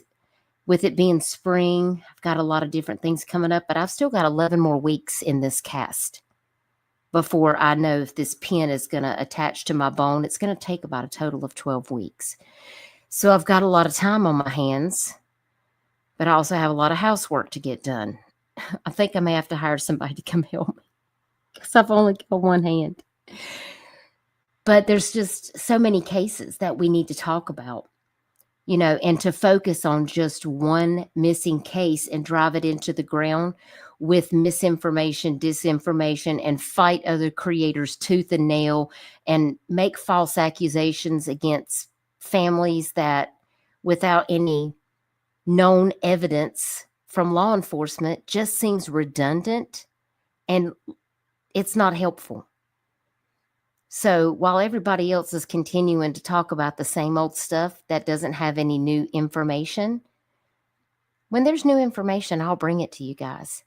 But in the meantime, we're going to keep it classy and on point, and we're going to continue to share facts and awareness about other missing people, because every missing person matters, not just one. So please make sure you like this stream and share this stream out to get the awareness out there. And I hope everybody has a wonderful week. You know, we're in Mercury retrograde, so please don't forget that, because I feel like that's why everything's on fire on YouTube right now. And y'all know me, like, I have my feelings about things that are going on. And if any of my members or my mod team has been scammed by Yep, aka 15 other identities, please reach out to me and let me know. And I will give you the number to law enforcement for you to contact and who to reach out to about that. You don't have to give me any of the information. If you have factual information and receipts, that needs to be reported to law enforcement, because I will not stand up for a scammer in this community. I will not shelter them. I've been called a scammer just because I did blip billboards for Sebastian. I've been told by creators that my blip billboard money went to go pay an old court case for my husband from an old DUI, and I have no respect for that, because it was a lie. The people that are out here trying to actually do something to help families versus the people that are out here involved in nefarious shit and want to throw accusations on me. I will not stand by a scammer that is taking money from Cash and other people in this community that has been scamming in this community for a long time. Don't be embarrassed. You should report it to law enforcement. You should protect yourself. My circle is like a small dot at this point. There's no room for that in this community. So I just want to let everybody know that that's where I stand on that. I'm not about picking sides. I'm not about, the hate bonding or whatever. Right is right and wrong is wrong. And that's it. There are no sides for me. I just say what I mean and I mean what I say, and then I just continue on. I'm not going to get in the back and forth with anybody about any of this. If you have been a victim of being scammed in this community, you should report it and do the right thing. And I encourage you to do that. And if you guys need anything, you can always reach out to me in an email. I'm here to help however I can. Cash is a good person. He didn't deserve that. He spoke out about it, and I give him kudos for that. Cash is a great soul. He is a wonderful person. He's a member to this channel, and he is valued. And I just don't think it's right. I think a lot of people out here are very trusting, and people take advantage of that. And I will not tolerate it in this community.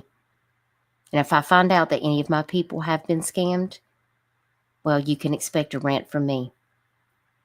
Period. I don't allow people in my Discord to have private rooms, and nobody is allowed to ask for money. Nobody is allowed to share a GoFundMe for themselves or anybody else. We don't do that.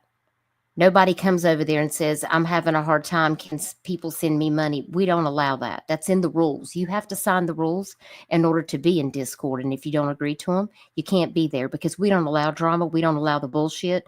It's for the cases. And it's to have a camaraderie of people that are like-minded, that care about the missing. And that's it.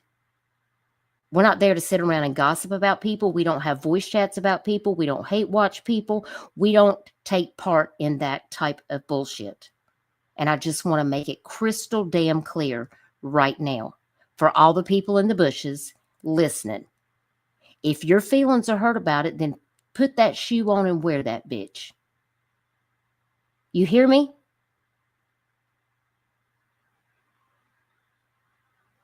All of this stuff distracts from the missing. It distracts from what the people that care about these cases are trying to do.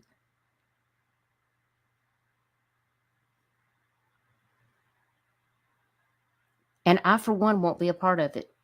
And I don't have to announce my departure. This is not a damn airport. This is not a bus station. I just will log off and go do something more constructive. You won't have to hear from me. I don't need to make a live stream to tell you all my emotional feelings about whatever. You just won't see me because it's not for me. I have boundaries for a reason. And when I feel like it's something that's outside of my boundaries, I just simply log off and focus on the things that are the most important to me. My family comes first. My real life comes first. And then I take time out of my day every day to share for the missing. The people that know me, they know why I'm here. They know who I am, and I don't have to explain it. But I just wanted to make sure that I made it very, very clear about where I stand on this. If it's for you, you are so appreciated. But if this channel is not for you because you don't like who I subscribe to or where I go to chat or things I go in to listen to, and that bothers your spirit and you feel like you need to unsubscribe, by all means do, because I don't have to sit around and worry about that. I'm going to keep doing what I'm doing every single day that I've been doing for the last 4 years. And we will press on. Because the people that are here to do the right thing are going to do the right thing, and we're going to keep doing the right thing. That's it. That's all. So I hope everybody has a wonderful night. I hope that message wasn't too harsh, but it kind of makes me feel a little bit emotional because it's just about to make me irritated with all of it. So I just wanted to make sure that everyone understood why I feel the way that I do. I don't want to see anybody taken advantage of.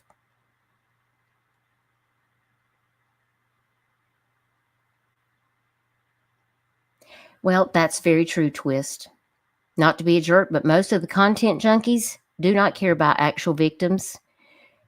That is, and that's why I have 29 people watching, and that's why they can get 1,500 in chat.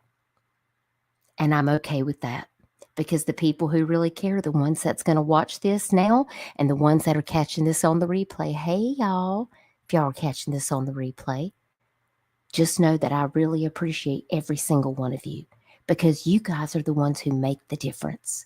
So go out there and be the difference. Make a difference in somebody's life today. If you see something, say something. Take care, guys. Bye, y'all. You only live once. You only live once. You only live once. You can't break me or erase me. I'm not alone. I've got all my friends. They inspire me to be young and free. Now I'm strong.